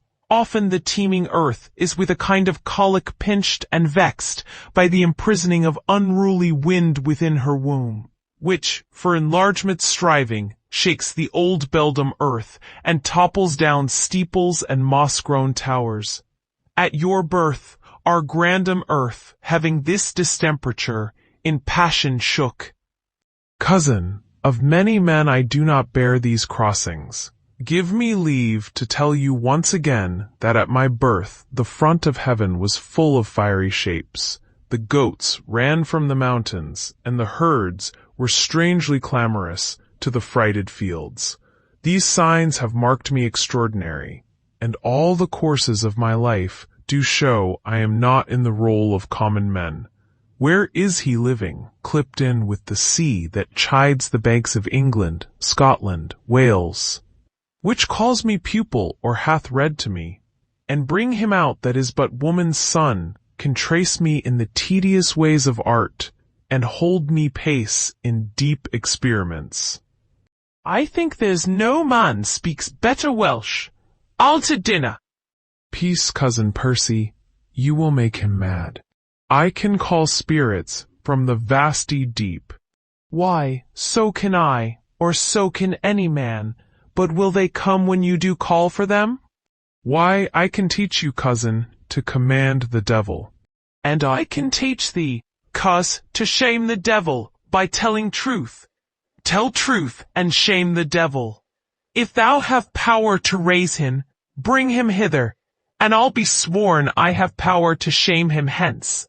Oh, while you live, tell truth and shame the devil. Come, come, no more of this unprofitable chat. 3 times hath Henry Bolingbroke made head against my power. Thrice from the banks of Wye and sandy-bottomed Severn have I sent him, bootless home and weather-beaten back. Home without boots, and in foul weather too. How scapes he agues, in the devil's name? Come, here is the map. Shall we divide our right according to our threefold order ta'en? The Archdeacon hath divided it into 3 limits very equally. England from Trent and Severn hitherto, by south and east is to my part assigned. All westward, Wales beyond the Severn shore, and all the fertile land within that bound, to Owen Glengower, and dear Cowes to you, the remnant northward lying off from Trent. And our indentures tripartite are drawn, which being sealed interchangeably, a business that this night may execute, tomorrow, cousin Percy, you and I and my good Lord of Worcester will set forth to meet your father and the Scottish power, as is appointed us at Shrewsbury. My father Glengower is not ready yet, nor shall we need his help these 14 days. To Glendower, within that space you may have drawn together your tenants, friends, and neighboring gentlemen. A shorter time shall send me to you, lords, and in my conduct shall your ladies come, from whom you now must steal and take no leave. For there will be a world of water shed upon the parting of your wives and you. Looking at the map, methinks my moiety, north from Burton here, in quantity equals not one of yours. See how this river comes me cranking in, and cuts me from the best of all my land. A huge half-moon, a monstrous cantle out. I'll have the current in this place dammed up, and here the smug and silver Trent shall run in a new channel, fair and evenly. It shall not wind with such a deep indent to rob me of so rich a bottom here. Not wind? It shall, it must. You see it doth. To Hotspur. Yea, but mark how he bears his course, and runs me up with like advantage on the other side, gelding the opposed continent as much as on the other side it takes from you. Yea, but a little charge will trench him here, and on this north side win this cape of land, and then he runs straight and even. I'll have it so. A little charge will do it. I'll not have it altered. Will not you? No, nor you shall not. Who shall say me nay? Why, that will I. Let me not understand you then. Speak it in Welsh. I can speak English, Lord, as well as you, for I was trained up in the English court, where being but young I framed to the harp many an English ditty lovely well, and gave the tongue a helpful ornament, a virtue that was never seen in you. Marry, and I am glad of it with all my heart. I had rather be a kitten and cry mew than one of these same metre ballad mongers. I had rather hear a brazen candlestick turned or a dry wheel grate on the axle-tree, and that would set my teeth nothing in edge, nothing so much as mincing poetry. 'Tis like the forced gait of a shuffling nag. Come, you shall have Trent turned. I do not care. I'll give thrice so much land to any well-deserving friend, but in the way of bargain, mark you me, I'll cavil on the 9th part of a hare. Are the indentures drawn? Shall we be gone? The moon shines fair. You may away by night. I'll haste the rider, and withal break with your wives of your departure hence. I am afraid my daughter will run mad, so much she doteth on her Mortimer. He exits. Fie, cousin Percy, how you cross my father. I cannot choose. Sometime he angers me with telling me of the moldwarp and the ant, of the dreamer Merlin and his prophecies, and of a dragon and a finless fish, a clip-winged griffin and a molten raven, a couching lion and a ramping cat, and such a deal of skimble-scamble stuff as puts me from my faith. I tell you what, he held me last night at least 9 hours in reckoning up the several devils' names that were his lackeys. I cried, hum, and well go to, but marked him not a word. Oh, he is as tedious as a tired horse, a railing wife, worse than a smoky house. I had rather live with cheese and garlic in a windmill, far, than feed on cates and have him talk to me in any summer house in Christendom. In faith he is a worthy gentleman, exceedingly well read and profited in strange concealments, valiant as a lion, and wondrous affable, and as bountiful as mines of India. Shall I tell you, cousin, he holds your temper in a high respect, and curbs himself even of his natural scope when you come cross his humour. Faith, he does. I warrant you that man is not alive, might so have tempted him as you have done without the taste of danger and reproof. But do not use it oft. Let me entreat you. To Hotspur? In faith, my lord, you are too wilful blame, and since you're coming hither, have done enough to put him quite besides his patience. You must needs learn, lord, to amend this fault, though sometimes it show greatness, courage, blood, and that's the dearest grace it renders you, yet oftentimes it doth present harsh rage, defect of manners, want of government, pride, haughtiness, opinion, and disdain, the least of which, haunting a nobleman, loseth men's hearts and leaves behind a stain upon the beauty of all parts besides, beguiling them of commendation. Well, I am schooled. Good manners be your speed. Here come our wives, and let us take our leave. Enter Glendower with the ladies. This is the deadly spite that angers me. My wife can speak no English, I know Welsh. My daughter weeps. She'll not part with you. She'll be a soldier too, she'll to the wars. Good father, tell her that she and my Aunt Percy shall follow in your conduct speedily. Glendower speaks to her in Welsh, and she answers him in the same. She is desperate here, a peevish self-willed harlotry, one that no persuasion can do good upon. The lady speaks in Welsh. I understand thy looks. That pretty Welsh which thou pourest down from these swelling heavens, I am too perfect in, and but for shame, in such a parley should I answer thee. The lady speaks again in Welsh. They kiss. I understand thy kisses, and thou mine, and that's a feeling disputation. But I will never be a truant, love, till I have learned thy language, for thy tongue makes Welsh as sweet as ditties highly penned, sung by a fair queen in a summer's bower, with ravishing division to her lute. Nay, if you melt, then will she run mad. The lady speaks again in Welsh. Oh, I am ignorance itself in this. She bids you on the wanton rushes lay you down and rest your gentle head upon her lap, and she will sing the song that pleaseth you, and on your eyelids crown the god of sleep, charming your blood with pleasing heaviness, making such difference twixt wake and sleep as is the difference betwixt day and night, the hour before the heavenly harness team begins his golden progress in the east. With all my heart I'll sit and hear her sing. By that time will our book, I think, be drawn. Do so, and those musicians that shall play to you hang in the air 1,000 leagues from hence, and straight they shall be here. Sit and attend. Come, Kate, thou art perfect in lying down. Come, quick, quick, that I may lay my head in thy lap. Go, you giddy goose. The music plays. Now I perceive the devil understands Welsh, and 'tis no marvel he is so humorous. Byra lady, he is a good musician. Then should you be nothing but musical, for you are altogether governed by humours.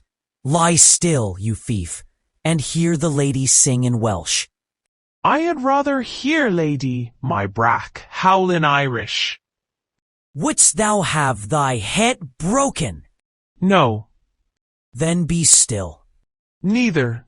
'Tis a woman's fault. Now God help thee. To the Welsh lady's bed. What's that? Peace, she sings. Here the lady sings a Welsh song. Come, Kate, I'll have your song too. Not mine, in good sooth. Not yours, in good sooth. Heart, you swear like a comfit maker's wife. Not you, in good sooth, and as true as I live, and as God shall mend me, and as sure as day, and givest such sarcenet surety for thy oaths, as if thou never walk'st further than Finsbury. Swear me, Kate, like a lady as thou art, a good mouth-filling oath, and leave, in sooth, and such protest of pepper gingerbread to velvet guards and Sunday citizens. Come sing. I will not sing. 'Tis the next way to turn tanner or be redbreast teacher, and the indentures be drawn, I'll away within these 2 hours, and so come in when you will. Exits.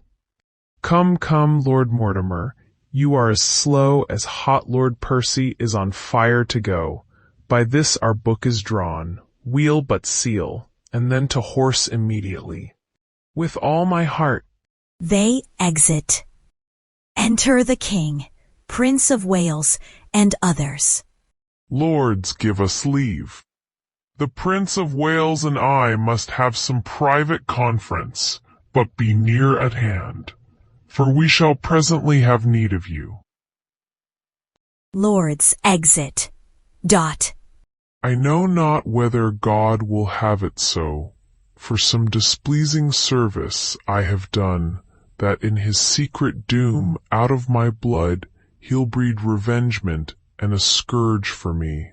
But thou dost in thy passages of life make me believe that thou art only marked for the hot vengeance and the rod of heaven to punish my mistreatings. Tell me else, could such inordinate and low desires, such poor, such bare, such lewd, such mean attempts, such barren pleasures, rude society, as thou art matched withal, and grafted to, accompany the greatness of thy blood, and hold their level with thy princely heart? So please your majesty, I would I could quit all offences with as clear excuse, as well as I am doubtless I can purge myself of many I am charged withal. Yet such extenuation let me beg as, in reproof of many tales devised, which oft the ear of greatness needs must hear, by smiling pickthanks and base newsmongers, I may, for some things true, wherein my youth hath faulty wandered and irregular, find pardon on my true submission. God pardon thee, Yet let me wonder, Harry, at thy affections, which do hold a wing quite from the flight of all thy ancestors. Thy place in council thou hast rudely lost, which by thy younger brother is supplied, and art almost an alien to the hearts of all the court and princes of my blood. The hope and expectation of thy time is ruined, and the soul of every man prophetically do forethink thy fall. Had I so lavish of my presence been, so common hackneyed in the eyes of men, so stale and cheap to vulgar company, opinion that did help me to the crown, had still kept loyal to possession, and left me in repulous banishment, a fellow of no mark nor likelihood. By being seldom seen, I could not stir, but like a comet I was wondered at, that men would tell their children, this is he. Others would say, where, which is Bolingbroke? And then I stole all courtesy from heaven, and dressed myself in such humility that I did pluck allegiance from men's hearts, loud shouts and salutations from their mouths, even in the presence of the crowned king.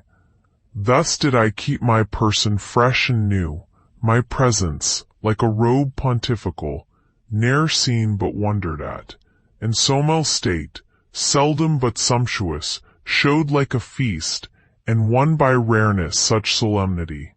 The skipping king, he ambled up and down, with shallow jesters and rash bavin wits, soon kindled and soon burnt, carded his state, mingled his royalty with capering fools, had his great name profaned with their scorns, and gave his countenance, against his name, to laugh at gibing boys and stand the push of every beardless vain comparative, grew a companion to the common streets, and feoffed himself to popularity, that being daily swallowed by men's eyes, they surfeited with honey and began to loathe the taste of sweetness. Whereof a little, more than a little, is by much too much. So when he had occasion to be seen, he was but as the cuckoo is in June, heard not regarded, seen, but with such eyes as sick and blunted with community, afford no extraordinary gaze, such as is bent on sun-like majesty, when it shines seldom in admiring eyes, but rather drowsed and hung their eyelids down, slept in his face, and rendered such aspect as cloudy men use to their adversaries, being with his presence glutted, gorged and full, and in that very line, Harry, standest thou, for thou hast lost thy princely privilege with vile participation.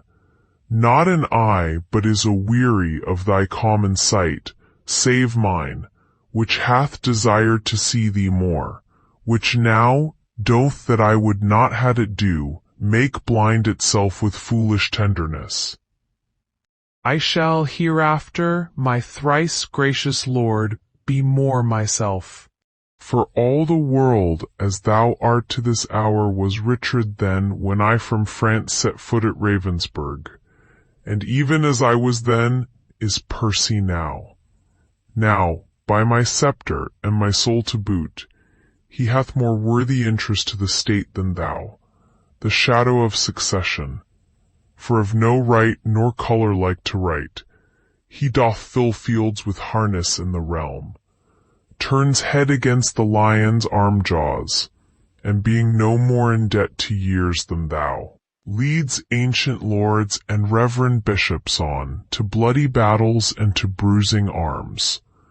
What never-dying honour hath he got against renowned Douglas, whose high deeds, whose hot incursions and great name in arms, holds from all soldiers chief majority, and military title capital, through all the kingdoms that acknowledge Christ.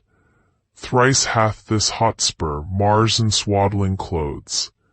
This infant warrior in his enterprises discomfited great Douglas, ta'en him once enlarged him, and made a friend of him, to fill the mouth of deep defiance up and shake the peace and safety of our throne.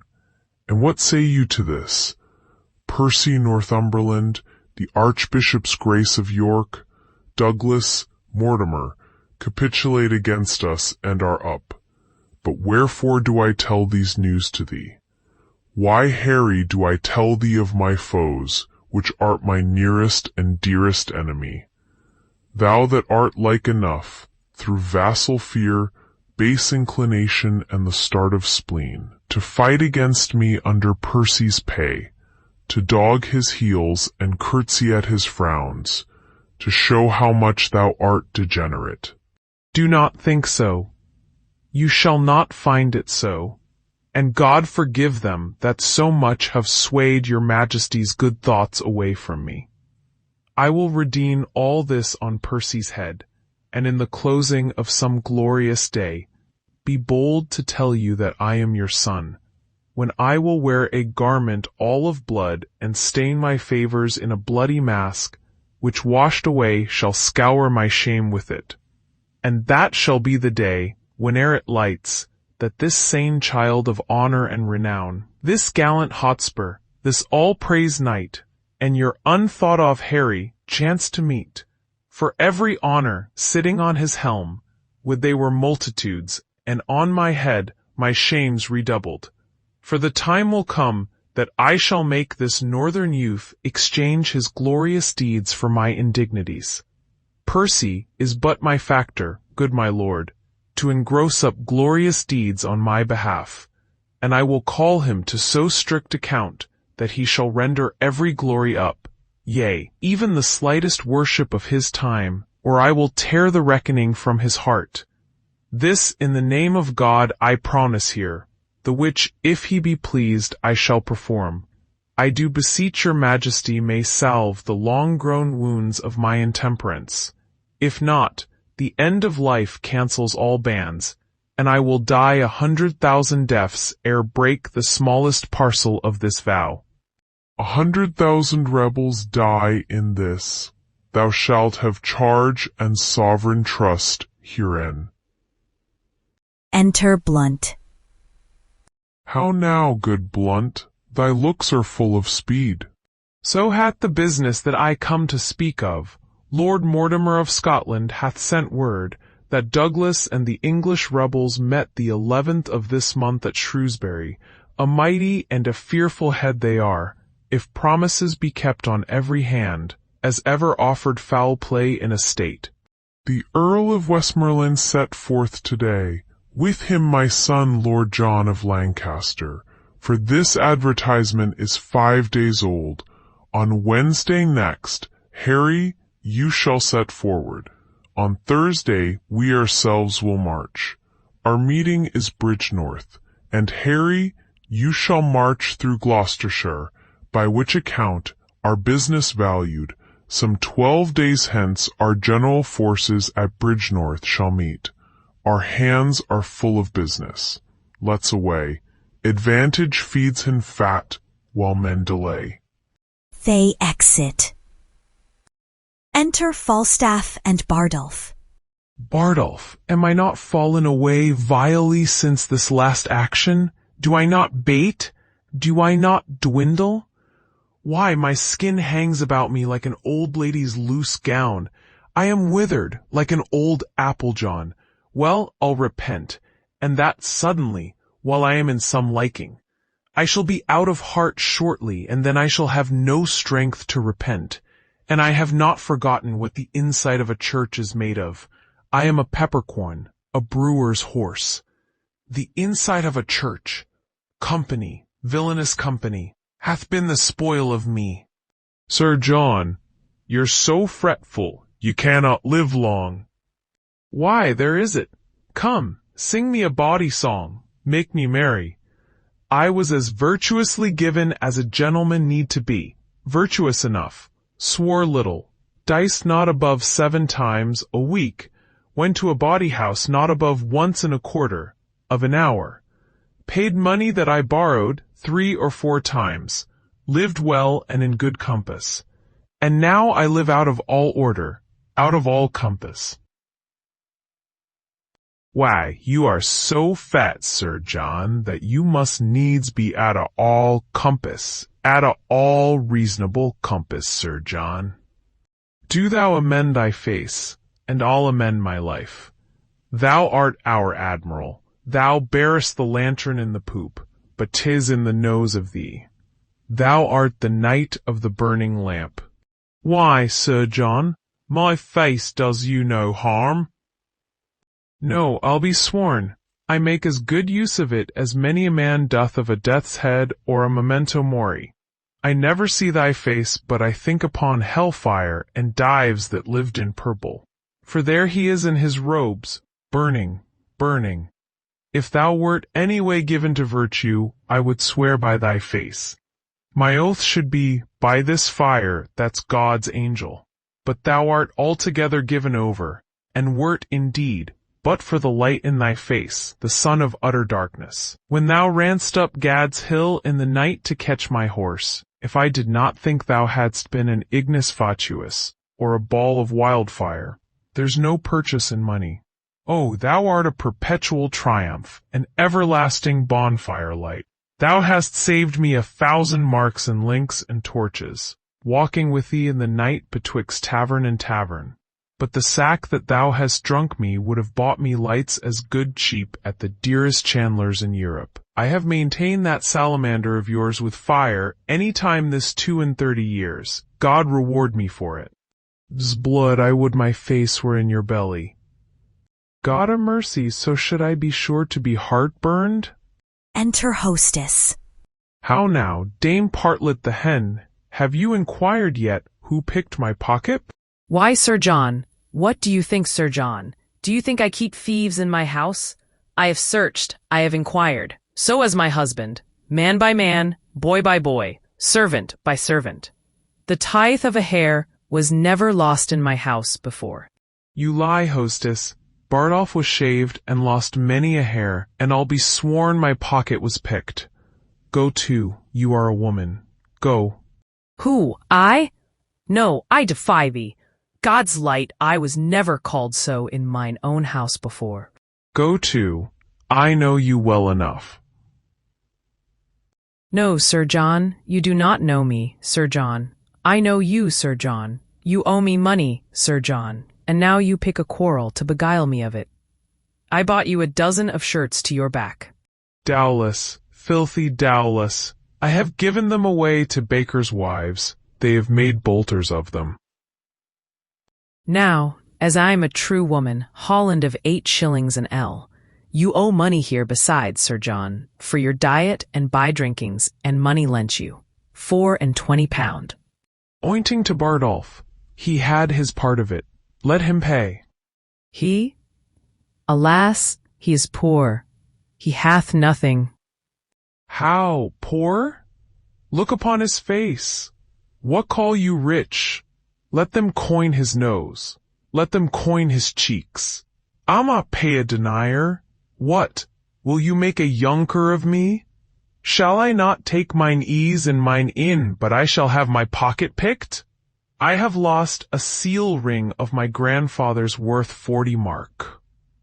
To Bardolph, O Jesu, I have heard the prince tell him I know not how oft that ring was copper. How? The prince is a jack, a sneak-up. Splud, and he were here, I would cudgel him like a dog, if he would say so. Enter the prince, marching, with Peto and Falstaff. Meets him playing upon his truncheon like a fife. How now, lad? Is the wind in that door? I faith, must we all march? Yea, 2 and 2, Newgate fashion. To Prince, my lord, I pray you hear me. What say'st thou, mistress, quickly? How doth thy husband? I love him well. He is an honest man. Good my lord, hear me. Prithee, let her alone, and list to me. What say'st thou, Jack? The other night I fell asleep here, behind the arras, and had my pocket picked. This house is turned bawdy house. They pick pockets. What didst thou lose, Jack? Wilt thou believe me, Hal? 3 or 4 bonds of 40 pound apiece, and a seal ring of my grandfather's. A trifle, some 8 penny matter. So I told him, my lord, and I said I heard your grace say so. And my lord, he speaks most vilely of you, like a foul-mouthed man, as he is, and said he would cudgel you. What, he did not? There's neither faith, truth, nor womanhood in me else. There's no more faith in thee than in a stewed prune, nor no more truth in thee than in a drawn fox. And for womanhood, Maid Marian may be the deputy's wife of the ward to thee. Go, you thing, go. Say, what thing? What thing? What thing? Why, a thing to thank God on. I am no thing to thank God on. I would thou shouldst know it. I am an honest man's wife, and, setting thy knighthood aside, thou art a knave to call me so. Setting thy womanhood aside, thou art a beast to say otherwise. Say, what beast, thou knave, thou? What beast? Why, an otter. An otter, Sir John. Why an otter? Why, she's neither fish nor flesh. A man knows not where to have her. Thou art an unjust man in saying so. Thou or any man knows where to have me. Thou knave, thou. Thou say'st true, hostess, and he slanders thee most grossly. So he doth you, my lord, and said this other day you owed him 1,000 pound. Sirrah, do I owe you 1,000 pound? 1,000 pound, Hal, 1,000,000. Thy love is worth 1,000,000. Thou owest me thy love.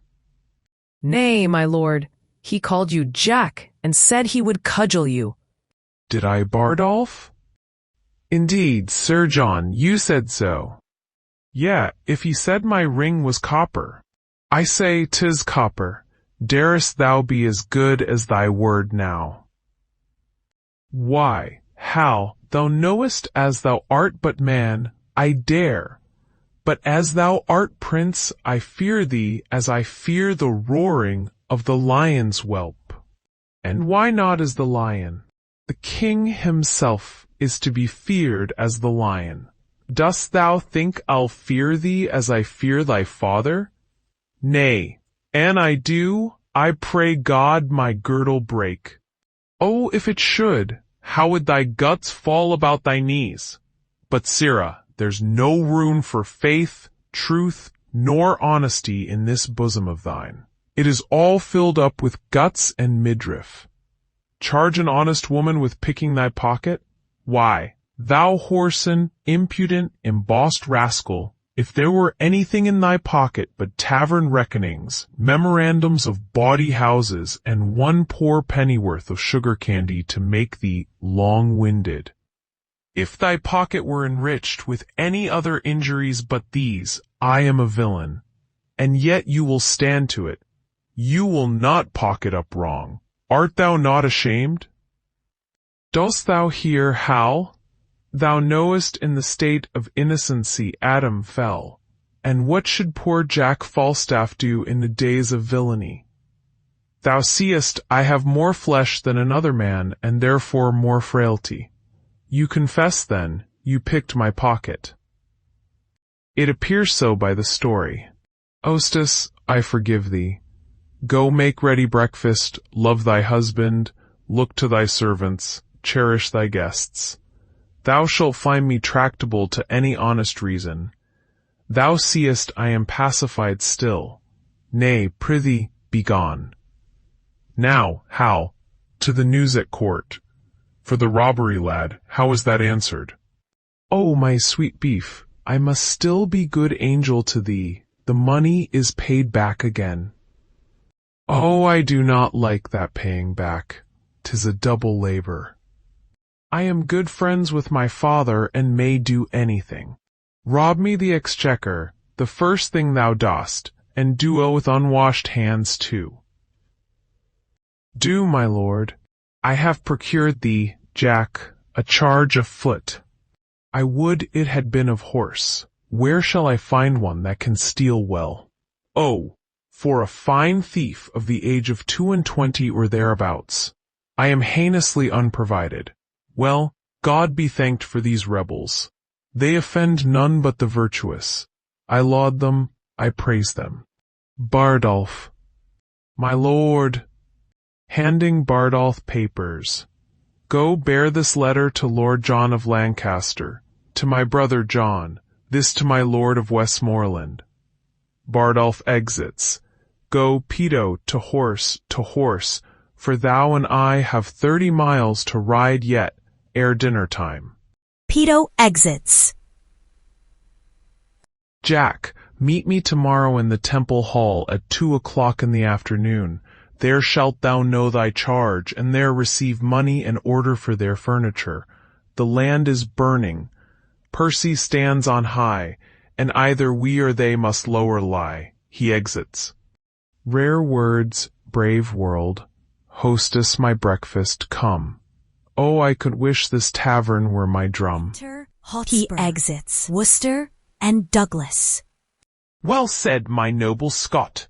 If speaking truth in this fine age were not thought flattery, such attribution should the Douglas have, as not a soldier of this season's stamp should go so general current through the world. By God, I cannot flatter. I do defy the tongues of soothers. But a braver place in my heart's love hath no man than yourself. Nay, task me to my word, approve me, Lord. Thou art the king of honor. No man so potent breathes upon the ground, but I will beard him. Do so, and 'tis well. Enter a messenger with letters. What letters hast thou there? To Douglas, I can but thank you. Messenger, these letters come from your father. Letters from him. Why comes he not himself? He cannot come, my lord. He is grievous sick. Zounds, how has he the leisure to be sick in such a justling time? Who leads his power? Under whose government come they along? Messenger, handing letter to Hotspur, who begins reading it. His letters bears his mind, not I, my lord. I prithee, tell me, doth he keep his bed? He did, my lord, 4 days ere I set forth, and at the time of my departure thence, he was much feared by his physicians. I would the state of time had first been whole ere he by sickness had been visited. His health was never better worth than now. Sick now? Droop now? This sickness doth infect the very lifeblood of our enterprise. It's catching hither, even to our camp. He writes me here that inward sickness, and that his friends by deputation could not so soon be drawn, nor did he think it meet to lay so dangerous and dear a trust on any soul removed but on his own. Yet doth he give us bold advertisement, that with our small conjunction we should on, to see how fortune is disposed to us. For, as he writes, there is no quailing now, because the king is certainly possessed of all our purposes. What say you to it? Your father's sickness is a maim to us. A perilous gash, a very limb lopped off, and yet, in faith, it is not. His present want seems more than we shall find it. Were it good to set the exact wealth of all our states all at one cast? To set so rich a main on the nice hazard of one doubtful hour? It were not good, for therein should we read the very bottom and the soul of hope, the very list, the very utmost bound of all our fortunes. Faith, and so we should, where now remains a sweet reversion. We may boldly spend upon the hope of what is to come in. A comfort of retirement lives in this. A rendezvous, a home to fly unto, if that the devil and mischance look big upon the maidenhead of our affairs. But yet I would your father had been here. The quality and hair of our attempt brooks no division. It will be thought by some that know not why he is away, that wisdom, loyalty, and mere dislike of our proceedings kept the Earl from hence. And think how such an apprehension may turn the tide of fearful faction and breed a kind of question in our cause. For well you know, We of the offering side must keep aloof from strict arbitrament, and stop all sight holes, every loop from whence the eye of reason may pry in upon us. This absence of your fathers draws a curtain that shows the ignorant a kind of fear before not dreamt of. You strain too far. I rather of his absence make this use. It lends a lustre and more great opinion, a larger dare to our great enterprise than if the Earl were here. For men must think if we, without his help, can make a head, to push against a kingdom. With his help we shall o'erturn it topsy-turvy down. Yet all goes well, yet all our joints are whole. As heart can think, there is not such a word spoke of in Scotland as this term of fear. Enter Sir Richard Vernon. My cousin Vernon, welcome, by my soul. Pray God my news be worth a welcome, Lord. The Earl of Westmoreland, 7,000 strong, is marching hitherwards, with him Prince John. No harm, what more? And further I have learned the king himself in person is set forth, or hitherwards intended speedily, with strong and mighty preparation. He shall be welcome too. Where is his son, the nimble-footed madcap Prince of Wales, and his comrades, that daft the world aside, and bid it pass? All furnished, all in arms, all plumed like estridges that with the wind, baited like eagles having lately bathed, glittering in golden coats like images, as full of spirit as the month of May, and gorgeous as the sun at midsummer, wanton as youthful goats, wild as young bulls. I saw young Harry with his beaver on, his cuisses on his thighs, gallantly armed, rise from the ground like feathered Mercury, and vaulted with such ease into his seat, as if an angel dropped down from the clouds, to turn and wind a fiery Pegasus, and witch the world with noble horsemanship. Nay more, no more. Worse than the sun in March, this praise doth nourish agues.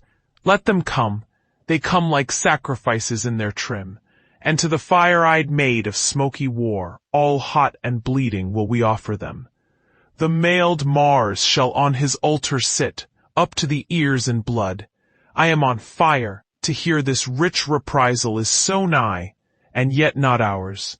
Come, let me taste my horse, who is to bear me like a thunderbolt against the bosom of the Prince of Wales. Harry to Harry shall, hot horse to horse, meet and ne'er part till one drop down a course. Oh, that Glendower were come. There is more news. I learned in Worcester as I rode along, he cannot draw his power this 14 days. That's the worst tidings that I hear of yet. By my faith, that bears a frosty sound. What may the king's whole battle reach unto? To 30,000. 40 let it be. My father and Glendower being both away, the powers of us may serve so great a day. Come, let us take a muster speedily. Doomsday is near. Die all, die merrily. Talk not of dying. I am out of fear of death or death's hand for this 1/2 year. They exit.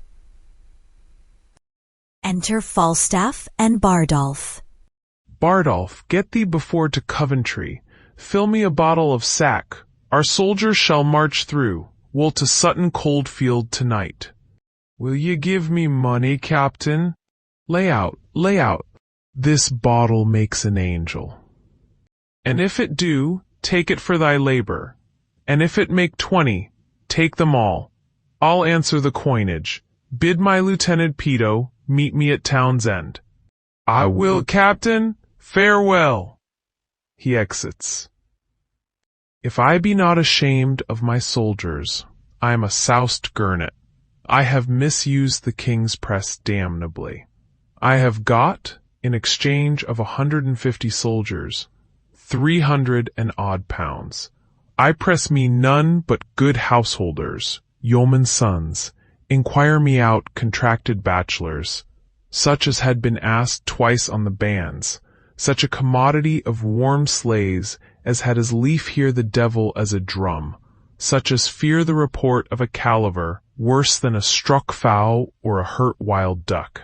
I pressed me none but such toasts and butter, with hearts in their bellies no bigger than pins' heads, and they have bought out their services, and now my whole charge consists of ancients, corporals, lieutenants, gentlemen of companies, slaves as ragged as Lazarus in the painted cloth, where the glutton's dogs licked his sores, and such as indeed were never soldiers, but discarded, unjust serving men, younger sons to younger brothers, revolted tapsters, and ostlers trait-fallen, the cankers of a calm world and a long peace, 10 times more dishonorable ragged than an old feased ancient, and such have I to fill up the rooms of them as have bought out their services, that you would think that I had 150 tattered prodigals lately come from swine-keeping, from eating draff and husks.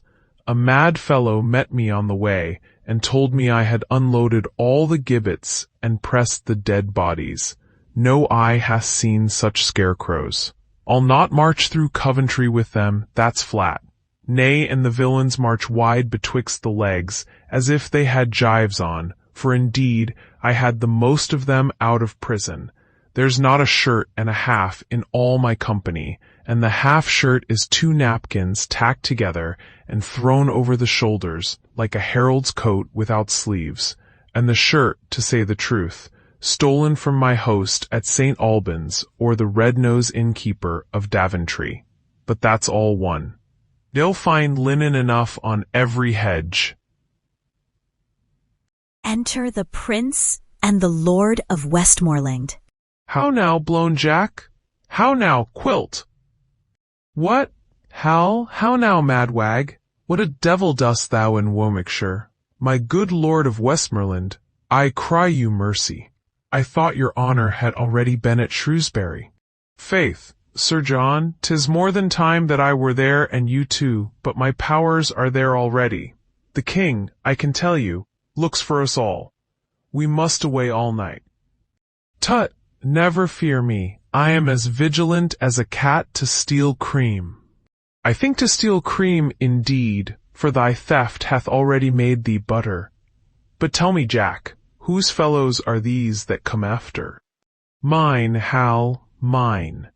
I did never see such pitiful rascals. Tut, tut, good enough to toss, food for powder, food for powder. They'll fill a pit as well as better. Tush, man, mortal men, mortal men. But, Sir John, methinks they are exceeding poor and bare too beggarly. Faith, for their poverty, I know not where they had that, and for their bareness I am sure they never learned that of me. No, I'll be sworn, unless you call 3 fingers in the ribs bare. But sirrah, make haste. Percy is already in the field. He exits. What, is the king encamped? He is, Sir John. I fear we shall stay too long. He exits. Well, to the latter end of a fray and the beginning of a feast fits a dull fighter and a keen guest. He exits. Enter Hotspur, Worcester, Douglas, and Vernon. We'll fight with him tonight. It may not be. You give him then advantage. Not a whit. Why say you so? Looks he not for supply? So do we. Is as certain. Ours is doubtful. Good cousin, be advised. Stir not tonight. To Hotspur, do not, my lord. You do not counsel well. You speak it out of fear and cold heart. Do me no slander, Douglas. By my life, and I dare well maintain it with my life, if well-respected honour bid me on, I hold as little counsel with weak fear, as you, my lord, or any Scot that this day lives. Let it be seen tomorrow in the battle which of us fears. Yeah, or tonight. content. Tonight say, I. Come, it may not be. I wonder much, being men of such great leading as you are, that you foresee not what impediments drag back our expedition. Certain horse of my cousin Vernon's are not yet come up. Your uncle Worcester's horse came but today, and now their pride and mettle is asleep. Their courage with hard labor tame and dull, that not a horse is half the half of himself. So are the horses of the enemy, in general journey baited and brought low. The better part of ours are full of rest. A number of the king exceedeth ours. For God's sake, cousin, stay till all come in. The trumpet sounds a parley. Enter Sir Walter Blunt. I come with gracious offers from the king, if you vouchsafe me hearing and respect. Welcome, Sir Walter Blunt, and would to God you were of our determination. Some of us love you well, and even though some envy your great deservings and good name, because you are not of our quality, but stand against us like an enemy. And God defend, but still I should stand so long as out of limit and true rule, you stand against anointed majesty. But to my charge, the king hath sent to know the nature of your griefs, and whereupon you conjure from the breast of civil peace such bold hostility, teaching his duteous land audacious cruelty. If that the king have any way your good deserts forgot, which he confesseth to be manifold, he bids you name your griefs, and with all speed you shall have your desires with interest, and pardon absolute for yourself and these, herein misled by your suggestion. The king is kind, and well we know the king knows at what time to promise, when to pay. My father and my uncle and myself did give him that same royalty he wears, and when he was not 26 strong, sick in the world's regard, wretched and low, a poor unminded outlaw sneaking home, my father gave him welcome to the shore, and when he heard him swear and vow to God, he came but to be Duke of Lancaster, to sue his livery, and beg his peace, with tears of innocency and terms of zeal. My father, in kind heart and pity moved, swore him assistance, and performed it too. Now when the lords and barons of the realm perceived Northumberland did lean to him, the more and less came in with cap and knee, met him in boroughs, cities, villages, attended him on bridges, stood in lanes, laid gifts before him, proffered him their oaths, gave him their heirs as pages, followed him even at the heels in golden multitudes. He presently, as greatness knows itself, steps me a little higher than his vow made to my father, while his blood was poor upon the naked shore at Ravensburg, and now forsooth takes on him to reform some certain edicts, and some strait decrees that lie too heavy on the commonwealth, cries out upon abuses, seems to weep over his country's wrongs, and by this face, this seeming brow of justice, did he win the hearts of all that he did angle for, proceeded further, cut me off the heads of all the favorites that the absent king in deputation left behind him here when he was personal in the Irish war. Tut, I came not to hear this. Then to the point. In short time after, he deposed the king, soon after that deprived him of his life, and in the neck of that tasked the whole state. To make that worse, suffered his kinsman March, who is, if every owner were well placed, indeed his king, to be engaged in Wales, there without ransom to lie forfeited, disgraced me in my happy victories, sought to entrap me by intelligence, raided mine uncle from the council board, in rage dismissed my father from the court, broke oath on oath, committed wrong on wrong, and in conclusion drove us to seek out this head of safety, and withal to pry into his title, the which we find too indirect for long continuance. Shall I return this answer to the king? Not so, Sir Walter. We'll withdraw a while.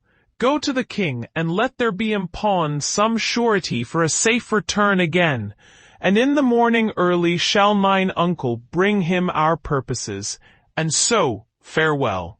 I would you would accept of grace and love. And maybe so we shall. Pray God you do. They exit. Enter Archbishop of York and Sir Michael. Ending papers. Hi, good Sir Michael, bear this sealed brief, with winged haste to the Lord Marshal. This to my cousin Scroop, and all the rest to whom they are directed. If you knew how much they do import, you would make haste. My good lord, I guess they're tenor. Like enough you do. Tomorrow, good Sir Michael, is a day wherein the fortune of 10,000 men must bide the touch. For, sir, at Shrewsbury, as I am truly given to understand, the king, with mighty and quick-raised power, meets with Lord Harry. And I fear, Sir Michael, what with the sickness of Northumberland, whose power was in the first proportion, and what with Owen Glendower's absence thence, who with them was a rated sinew too, and comes not in, or ruled by prophecies. I fear the power of Percy is too weak to wage an instant trial with the king. Why, my good lord, you need not fear. There is Douglas and Lord Mortimer. No, Mortimer is not there. But there is Mordake, Vernon, Lord Harry Percy, and there is my Lord of Worcester, and a head of gallant warriors, noble gentlemen. And so there is, but yet the king hath drawn the special head of all the land together, the Prince of Wales, Lord John of Lancaster, the noble Westmoreland and warlike Blunt, and many more Corrivals and dear men of estimation and command in arms. Doubt not, my lord, they shall be well opposed. I hope no less, yet needful 'tis to fear, and to prevent the worst, Sir Michael, speed. For if Lord Percy thrive not, ere the king dismiss his power he means to visit us, for he hath heard of our confederacy, and 'tis but wisdom to make strong against him. Therefore, make haste, I must go right again to other friends. And so farewell, Sir Michael. The King, Prince of Wales, Lord John of Lancaster, Sir Walter Blunt, and Falstaff. How bloodily the sun begins to peer above yon bulky hill, the day looks pale at his distemperature. His southern wind doth play the trumpet to his purposes, and by his hollow whistling in the leaves foretells a tempest and a blustering day. Then with the losers let it sympathize, for nothing can seem foul to those that win. The trumpet sounds. Enter Worcester and Vernon. How now, my Lord of Worcester? 'Tis not well that you and I should meet upon such terms as now we meet. You have deceived our trust, and made us doff our easy robes of peace, to crush our old limbs in ungentle steel. This is not well, my lord, this is not well. What say you to it? Will you again unknit this churlish knot of all abhorred war, and move in that obedient orb again where you did give a fair and natural light, and be no more an exhaled meteor, a prodigy of fear, and a portent of broached mischief to the unborn times? Hear me, my liege. For mine own part, I could be well content to entertain the lag end of my life with quiet hours. For I protest, I have not sought the day of this dislike. You have not sought it. How comes it then? Rebellion lay in his way, and he found it. Peace to it, peace. It pleased your majesty to turn your looks of favor from myself and all our house, and yet I must remember you, my lord. We were the first and dearest of your friends.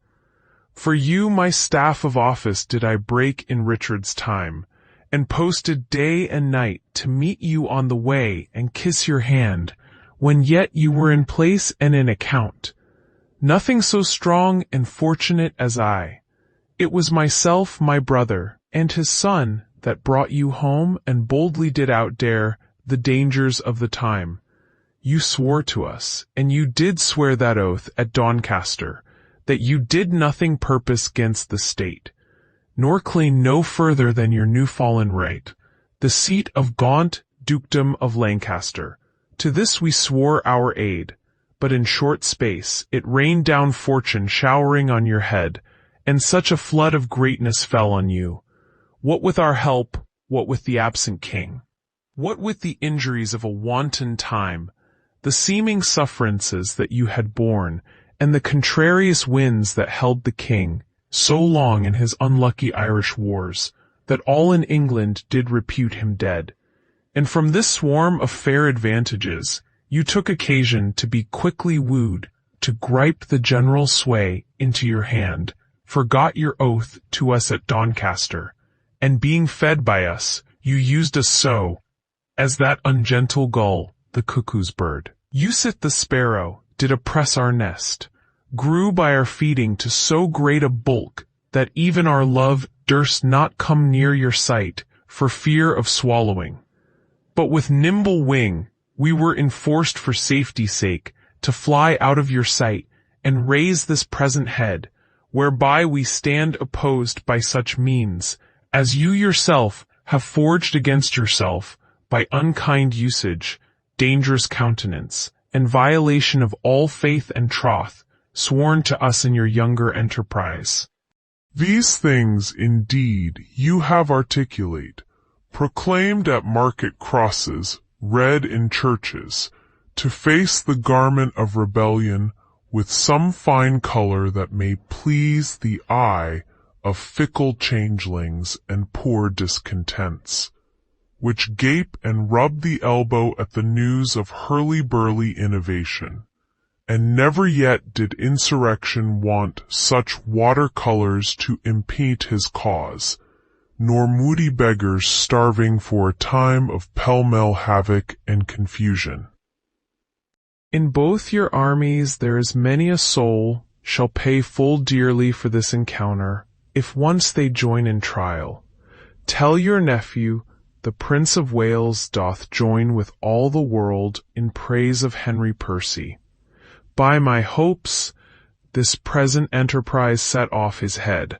I do not think a braver gentleman, more active valiant, or more valiant young, more daring or more bold is now alive to grace this latter age with noble deeds. For my part, I may speak it to my shame, I have a truant been to chivalry, and so I hear he doth account me too. Yet this before my father's majesty, I am content that he shall take the odds of his great name and estimation, and will, to save the blood on either side, try fortune with him in a single fight. And Prince of Wales, so dare we venture thee, albeit considerations infinite do make against it. No, good Worcester, no.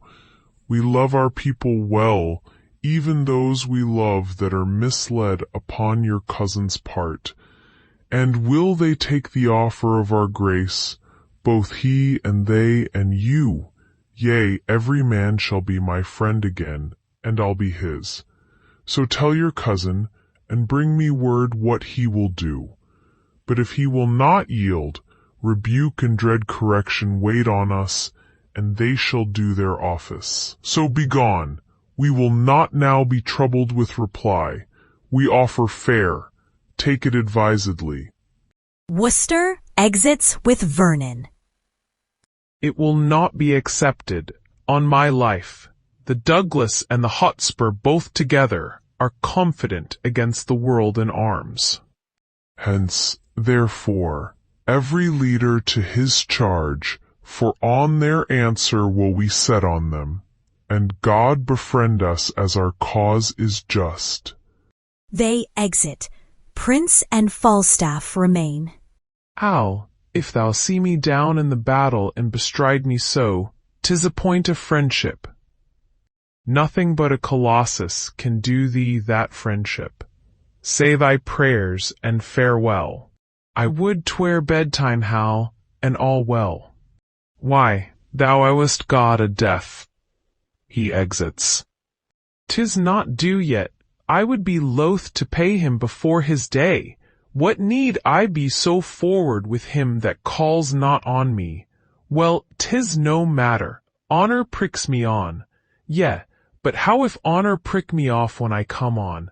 How then? Can honor set to a leg? No. Or an arm? No. Or take away the grief of a wound? No. Honor hath no skill in surgery then? No. What is honor? A word. What is in that word honor? What is that honor? Air. A trim reckoning. Who hath it? He that died a Wednesday. Doth he feel it? No. Doth he hear it? No. 'Tis insensible then. Yea, to the dead. But will it not live with the living? No. Why? Detraction will not suffer it. Therefore I'll none of it. Honor is a mere scutcheon, and so ends my catechism. He exits. Enter Worcester and Sir Richard Vernon. Oh no, my nephew must not know, Sir Richard, the liberal and kind offer of the king. 'Twere best he did. Then are we all undone. It is not possible, it cannot be the king should keep his word in loving us. He will suspect us still, and find a time to punish this offense and other faults. Suspicion all our lives shall be stuck full of eyes, for treason is but trusted like the fox, who never so tame, so cherished and locked up, will have a wild trick of his ancestors. Look how we can, or sad or merrily, interpretation will misquote our looks, and we shall feed like oxen at a stall. The better cherish still the nearer death. My nephew's trespass may be well forgot. It hath the excuse of youth and heat of blood, and an adopted name of privilege, a hair-brained Hotspur governed by a spleen. All his offences live upon my head, and on his father's. We did train him on, and his corruption being ta'en from us, we as the spring of all shall pay for all. Therefore, good cousin, let not Harry know in any case the offer of the king. Deliver what you will, I'll say 'tis so. Enter Hotspur, Douglas, and their army. Here comes her cousin. To Douglas, my uncle is returned. Deliver up my lord of Westmoreland. Uncle, what news? The king will bid you battle presently. To Hotspur, defy him by the Lord of Westmoreland. Lord Douglas, go you and tell him so. Marry and shall and very willingly, Douglas exits. There is no seeming mercy in the king. Did you beg any? God forbid. I told him gently of our grievances, of his oath-breaking, which he mended thus, by now forswearing that he is forsworn.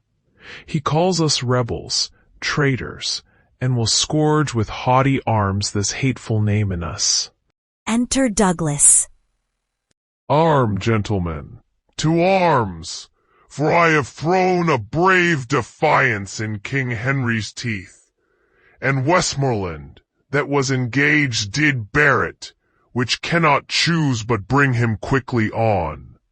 The Prince of Wales stepped forth before the king, and nephew challenged you to single fight.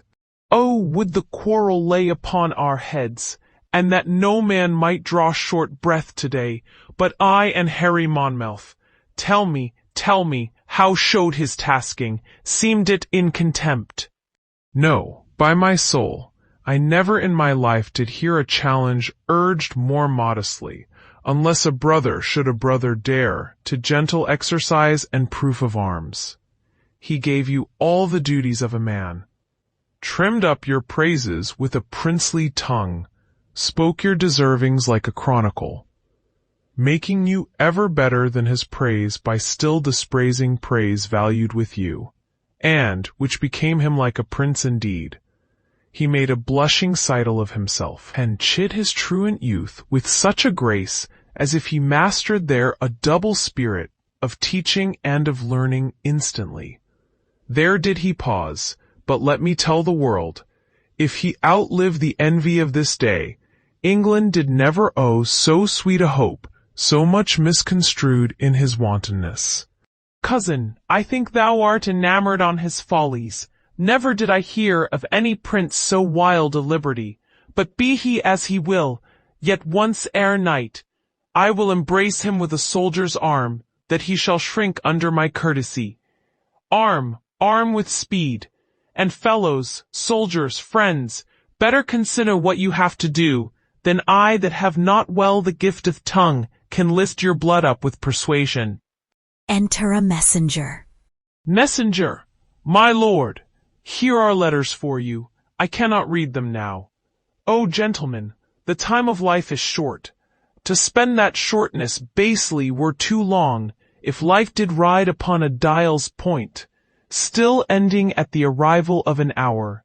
And if we live to tread on kings. If die, brave death, when princes die with us. Now, for our consciences, the arms are fair, when the intent of bearing them is just.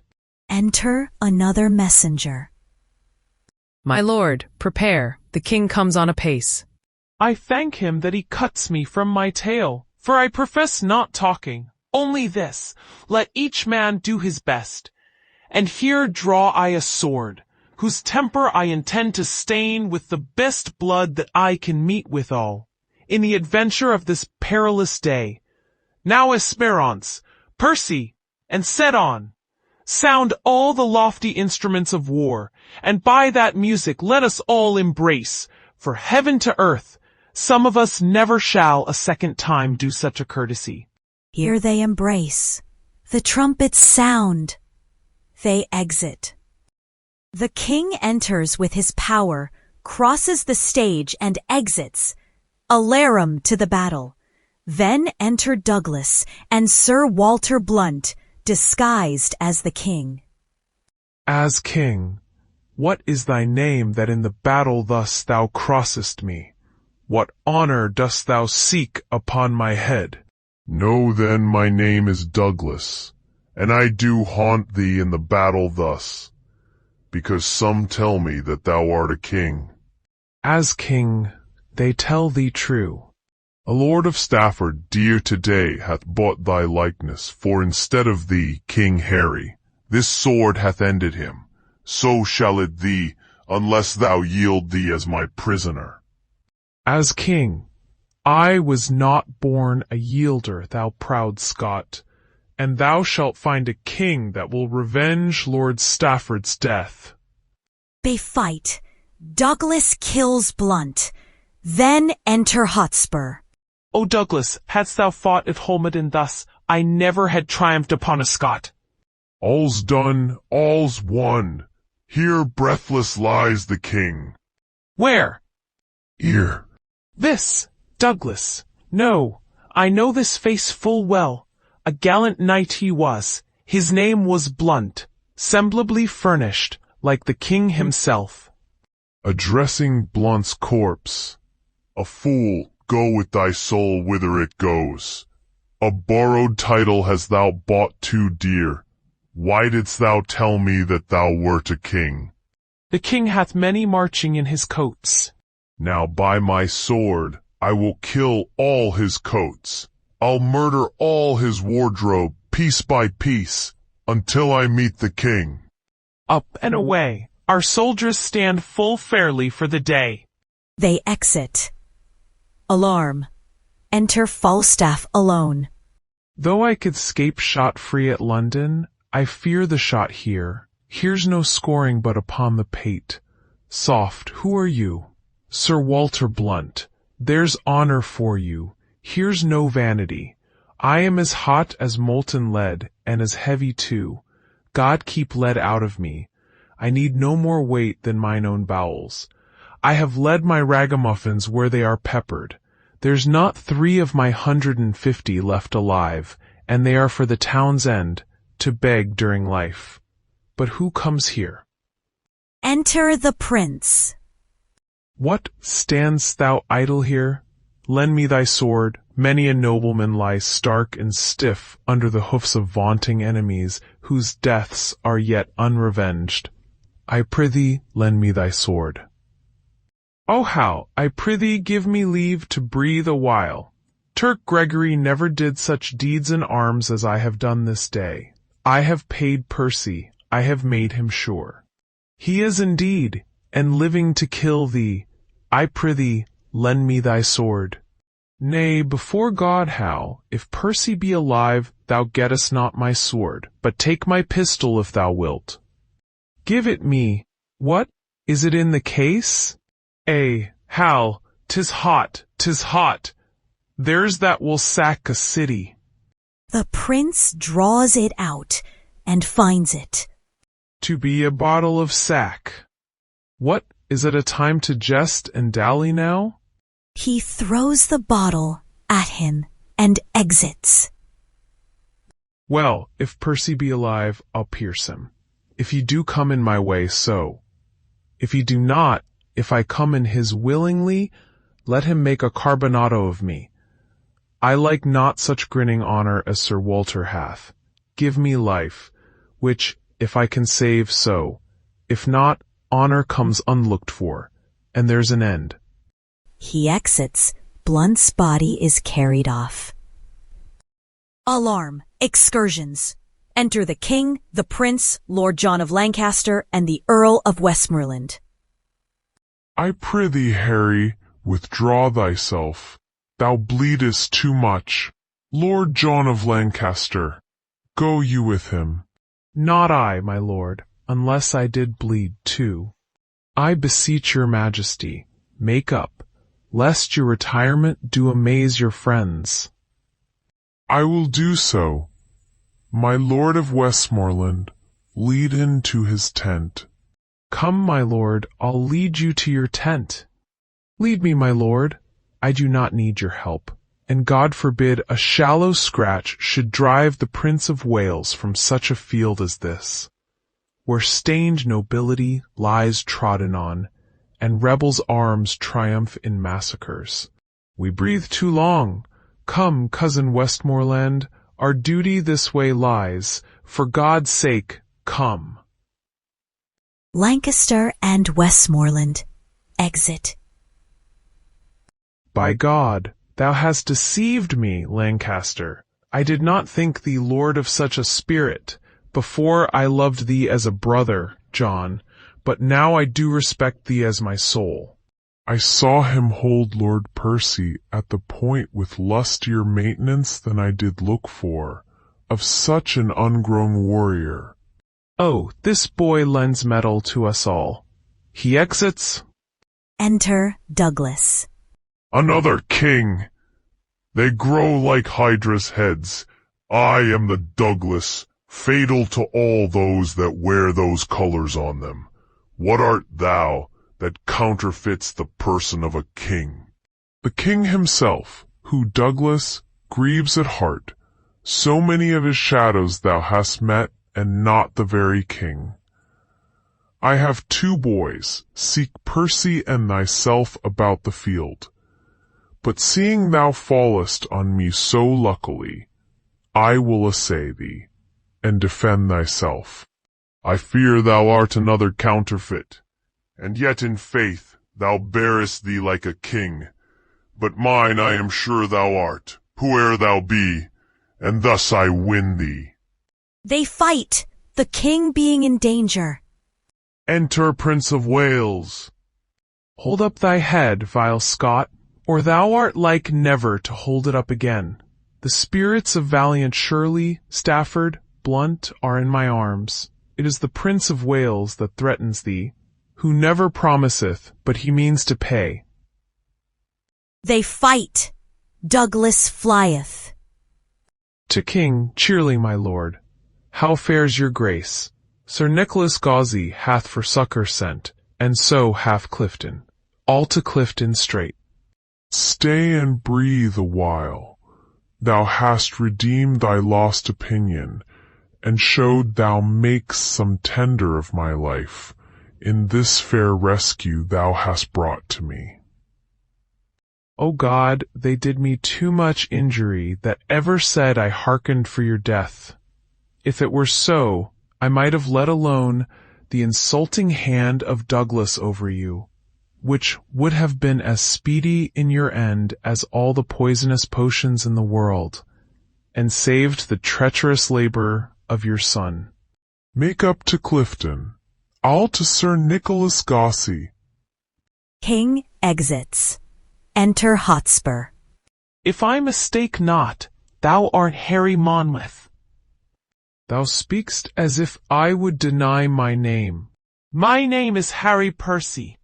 Why then I see a very valiant rebel of the name.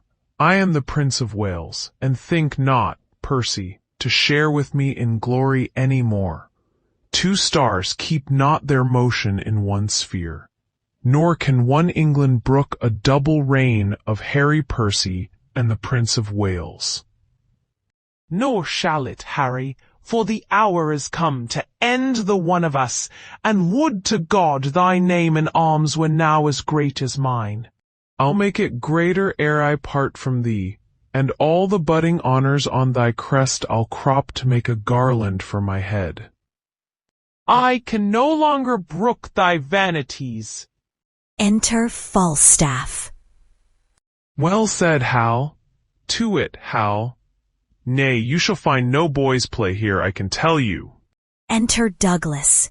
He fighteth with Falstaff, who falls. Down as if he were dead, Douglas exits. The prince killeth Percy. O Harry, thou hast robbed me of my youth. I'd better brook the loss of brittle life than those proud titles thou hast won of me. They wound my thoughts worse than thy sword my flesh. But thoughts the slaves of life, and life time's fool, and time that takes survey of all the world must have a stop.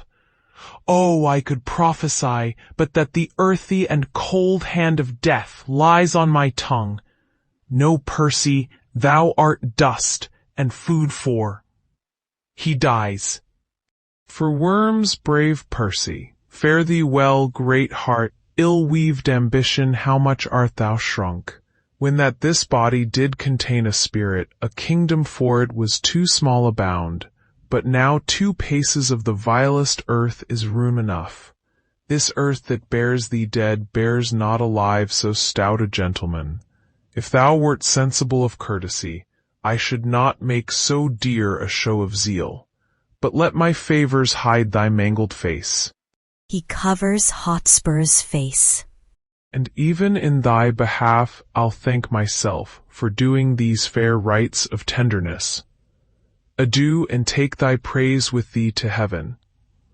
Thy ignominy sleep with thee in the grave, but not remembered in thy epitaph.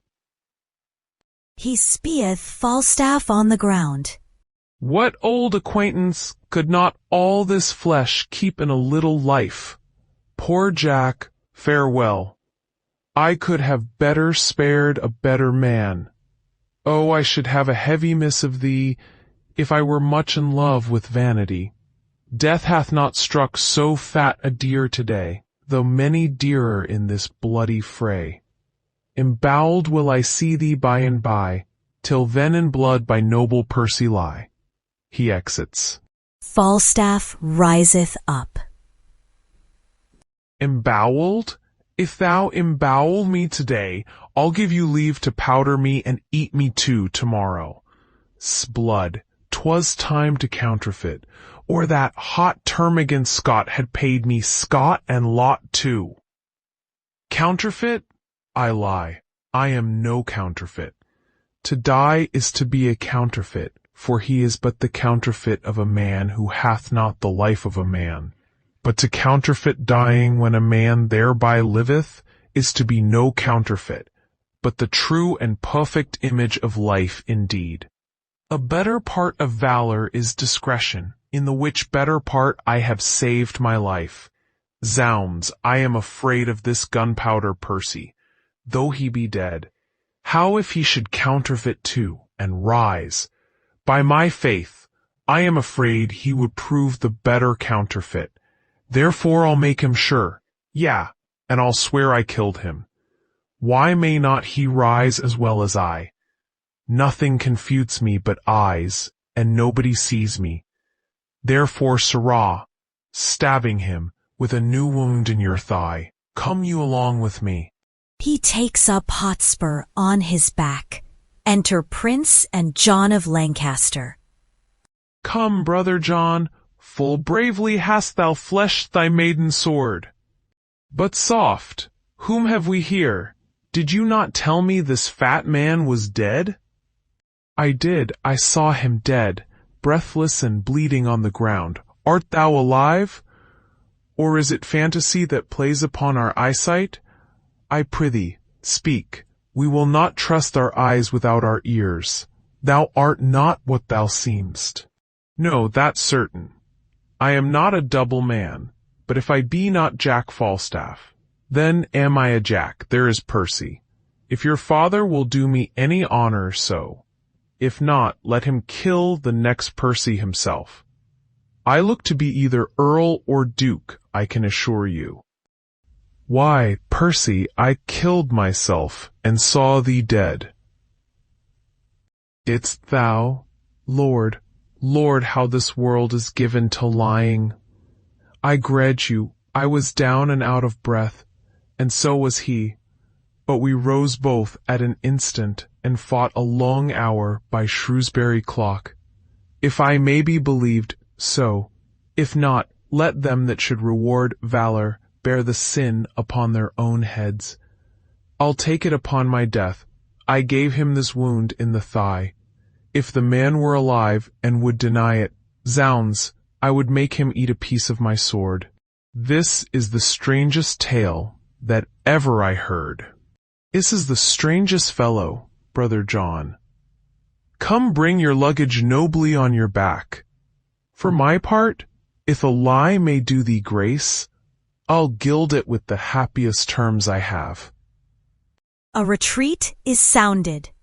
The trumpet sounds retreat. The day is ours. Come, brother, let us to the highest of the field, to see what friends are living who are dead. They exit.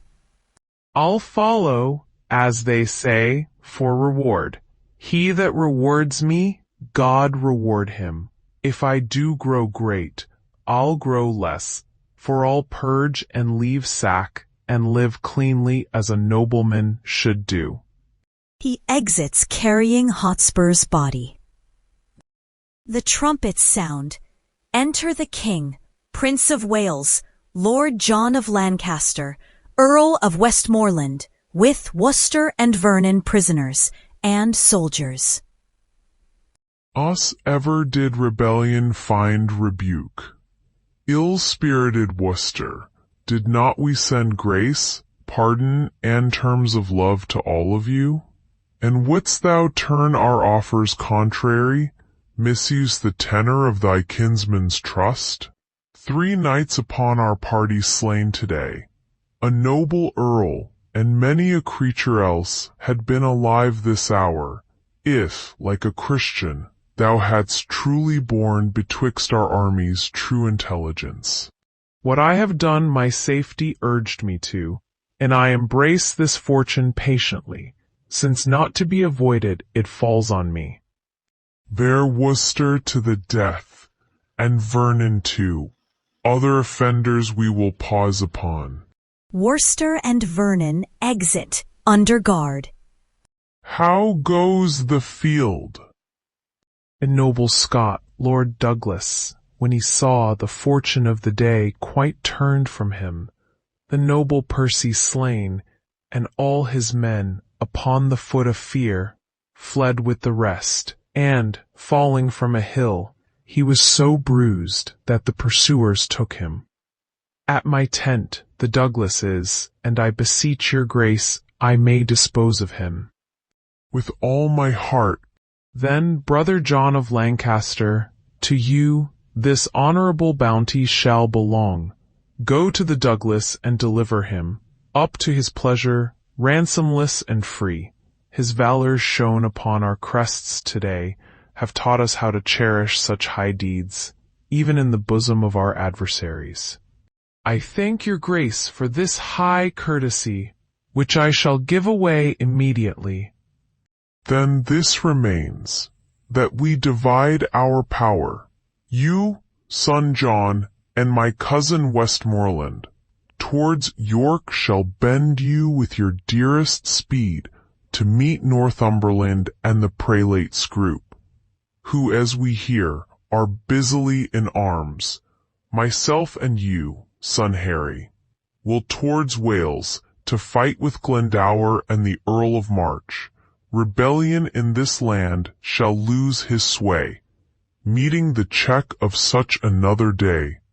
And since this business so fair is done, let us not leave till all our own be won.